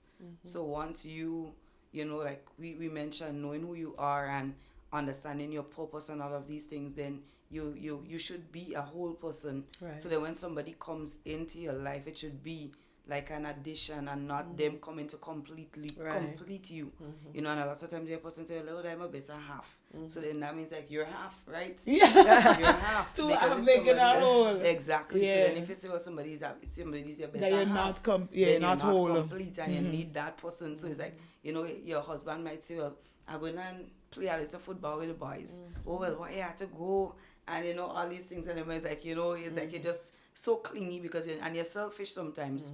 You understand? Because you don't allow that person. And then it's like sometimes, you know, based on past maybe things that you experience, maybe you've been in a relationship before where You know, somebody may have tell you, well, you know, I'm going by A and they end up by B. So, you know, no, you didn't deal with that, and then you're in a relationship and that person will tell you, and you might think, you know, it's like you've gone back to that previous relationship, now thinking that, you know, maybe you're going down that direction too, you understand, and you don't deal with these things. So actually dealing with past thoughts, and a lot of persons, they just put a plaster over certain cuts and then they gone, and you know, it's not healed. And then, you know, you're going to this new relationship now bleeding on somebody who did not cut you. So you have to deal with these past things before now, and you know, ask God to complete you, because at the end of the day, God is the one that has to complete us, and not a husband or a wife. Right? And some persons might tell, you ain't married yet, you know, you don't find at this age, you know, and your persons actually pressure you into, you know, forcing yourself into a relationship with God, which God did not call you to. So, you know, it's like, find yourself, find your purpose, you know. And there's this theologian, I think it's Howard Thurman or something like that is his name, and he said there are two important questions: where am I going, and who's going with me? So your purpose, and then that companion or that partner. And as Masha said, you know, speaking of the mission field and that person in Bible school and all of these things, sometimes we hear about being unequally yoked, and you think, you know, well, I'm in church, and the person is not a Christian, but unequally yoked can mean so much more. Both of you being saved, exactly, and you're unequally yoked. And you're unequally yoked. You know, so actually thinking about all of these things before, okay, I think I'm ready now. And then, you know, all of a sudden is, I want a husband, I want a partner, and you just overlook all of these things. Yeah. I just wanted to add, as she was saying about the completion, because, you know, growing up as young people, you always hear they say, oh, you're looking for somebody to complete you. But it's no, you're whole, I'm whole, and we're complementing. We're supposed to complement each other, not complete, because we're supposed to be two whole individuals, and as we come together, we're supposed to complement each other. That's it. Because but a lot of times we're broken individuals coming together, looking to complete each other. And when we can't complete each other, then it's problems. Exactly. So when the two whole persons come now, we don't add and say one and one is two, but you multiply one by one is one. That's it. Yes. I love it. I think we Sexual Assault Awareness Month. Oh, that's it. April. That's it. I learned that last week. Okay. All right. So we kind of ignored the people online. I don't know if we could look and see. That's not good. Can we look and see if we had? We're like in our own world. I'm seeing one question now, right? And the person said, "What's the difference between time and out times with regards of being in a marriage?" Times out and what's time. the difference between time and out times with regards with who? Something time. It's hiding there, yeah. Right. What's the difference between Ruth time and Ruth, all time? Ruth time. Okay, Ruth right. Me time. Okay. Ruth's time and our time. Well, I mean, like back then and now, like modern day compared to back then. Is that a question? Oh Lord, I saw that totally different. Oh, it's sorry, like me time and yes, sorry. I think modern, back probably. All right, I'm going to have to get some clarity on that question because that's what it is, like time and modern. Yes, because I just kind of went totally different with that. Like you think like me time and our time, like in a relationship or a marriage, right? Yes. So I think I need a little clarity on that question there. Are there any other comments or questions? I see somebody saying that I'm now in the bracket. Yes, Christine. Lynette Strussin, an older woman. You're now married, so you're in that bracket and you ain't old. So yes, I quite agree. So because it's not about age, it's about experience. Yes. So I certainly agree with that. In terms of, and that's what I love, honestly. Yeah. I love talking to other women, and I like interacting and talking about marriage. Yeah. So, and it doesn't have to be a formal thing, although it could be formal, right? And this is a way that we can talk to other women as well. So in a setting like this, women connect, or we can do it on a casual level. We talk to, we can be one-on-one, right? So this is just giving some ideas to other women out there, older women who can give advice to the younger women. So it can be on a casual level, one-on-one, or we just hanging out, we just, Right. you know, on the beach, whatever, and we just having a chat, giving little advice. We talking in a formal setting like this, we talking, all right? Yes. So it's can be in different ways that we can share the knowledge, the wisdom, and it's a back and forth thing. So you share some wisdom with me, some things that you might know, I share some with you. Yes. And that's how it goes. All right. We have any other questions or clarity on that question, because I kind of tie up with it. So no clarity on that, because I can't say I know the difference between Ruth time and this time. Right. All I can say that was biblical days and things what, you know. The protocols and stuff was totally different. Yeah. Right? Because we don't have to listen like how she had to more or less get the covering in that sense, and then you know, the man had to take up the responsibility in terms of she lost her husband and then she needed a covering. So things kind of different now. Yeah. Although you have perhaps in some countries, in certain areas, you might still have something similar. Right. I don't know, maybe in the Muslim faith, and I don't know if you call it Muslim faith, in the Muslim religion or so, maybe you might have something similar. I'm not too sure. All right, so I can't really. I don't know if. But what makes a difference though, even if it's different culturally, is God. Like, you know, like we could take the principles from that time in terms of like, as you would have rightfully Follow said, the the older protocol. woman Yes. being able to share Right. with the younger woman, Yes. because that's what Naomi was like. She was, you know, like a mentor to Ruth, and Right. you know, she gave her wise instructions, Yes. and it's the same way we can be Yes. able to. So there's no in this- difference. no in difference that, really. Yes, in that sense. Yeah, it's just that the scenario was different, but Yeah. in terms of the principles, we can take the same. Same Right. principles. So the person said cultural, society, and expectations. Boaz was wealthy. Most marriages today begins with both having nothing. Yeah. All right, in a lot of marriages, yeah. Okay. Yeah, So they clarified this. So culturally and so. yeah. Right. But even in our culture today, we do have people that wealthy that you know. So yeah, I think what really is like the principles Yes. that we can take from Yes. the story Yes. Yes. and apply it into our own lives. Oh yes. Yeah. Oh yes. So ladies, I must say this was a very enjoyable, very light, very fulfilling conversation. And I would say to the men that are going to marry these two ladies, you have a treasure, right? I can certainly say both physically treasures and internal treasures. They are really wonderful, lovely, beautiful women inside out. And congratulations to whoever man will marry Masha, whoever man will marry Jen. You have a prize right there. Lovely woman. All right, so I don't know if you all want to leave some parting words as we end up the program for today on preparing for Boaz. What words would you like to leave with the audience as we wrap up today? I would say, like, you know, just focus on becoming all that God wants you to be, and everything else will fall in place. Like, just work on you and Work on you. let God have his way in your life, and God will work out the details. Yeah, so we don't have to worry, because God will work out the details. Like, just be committed to God, committed to, you know, all that he wants you to be committed to, just like Ruth was. And Ruth didn't have to worry. God had her back. You know, she was covered. Man was there waiting for her. Exactly. Yes, Exactly. Jen. What are your parting words today? What do you want to say? Well, basically what Masha said, I know Matthew 6:33. Seek ye first the kingdom of God and his righteousness, and all these things, including your Boaz, Yes. Will be added. Added. You know?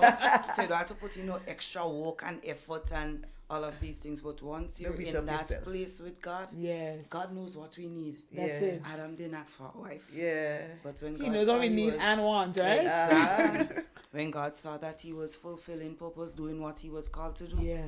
then God said, this man, Yes. this Yes. man, it is not good for him to be alone. That's So it. God would know when. You understand? Timing. Everything that you understand? need in that one package. And you would know. You would know as well, because when Adam saw, Yes. you know, this Bone is of my bone of bone. my bone and Flesh flesh of of my flesh. flesh. Yeah. You know, and as Shall we we said go? earlier, you know, it's not solely about the outside, but more so being a beautiful person on Yes, the your inside, character. and that's what radiates on the outside. But Yes. please, ladies, make all yourself look good. Yeah. That's it. So when the man see you, he can say, yes, that is bone of my bones Flesh and of flesh my of my flesh. flesh. Because, it's not all about the outward appearance and Yes. so. But sometimes you just see some young ladies looking as if they're already old women. Yeah, take care of You yourself, look good. ladies. Take care of yourself. Yes. You see, that was part of the instructions Yes. from Naomi to Yeah, Ruth. yeah, we didn't even Bathe point out. and Yes, make yourself, perfume. Bathe up perfume and and make look yourself good. look good. Make Yes. all yourself look good. Yes. Don't make all yourself look like what all you've been through. You understand? I like it. When Ruth went out there, she did not look like if she was mourning and grieving and lost husband and father-in-law and brother and all these things, And I think I love the thing, just to cut you where Boaz said, who is this damsel? Yeah. You understand? So she was like, who she is was this looking, beauty? exactly. Yes, So make all yourself look good, please, Yes. please. Oh my Yeah. goodness. Don't focus so much on the outside that you forget to clean up the character and work on the character, but Yes. make all yourself look good. Amen. I love it. Yes. This was a really great conversation. So thank you to our viewers out there for joining us on Women Connect. And remember, there's going to be another great conversation next month. Remember, Women Connect is a program for women, by women. And next month, remember, it's the first Sunday every month. We're going to be on from 5 to 7 in the evening. Look out for another wonderful group of ladies. It's not going to be me. Well, I don't know, but look out for some more ladies on with another interesting and exciting topic. So thank you for joining us, and we'll see you next time on Women Connect. Bye-bye. Bye.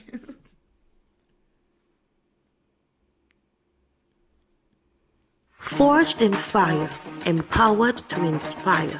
Woman, you are clothed with strength and dignity. You're beautiful, you're strong, and you're resilient. You are gifted. You are strong. You are a blessing. Each other accountable. Woman, you are precious. You are extraordinary. You are loved. She is kind, nurturing, and very loving. You are God's precious gift to the earth and the body of Christ. Time to rise and build. Daughters of God, wheat. Women Connect. Women Connect. Women Connect. Connect. Women connect. Women You are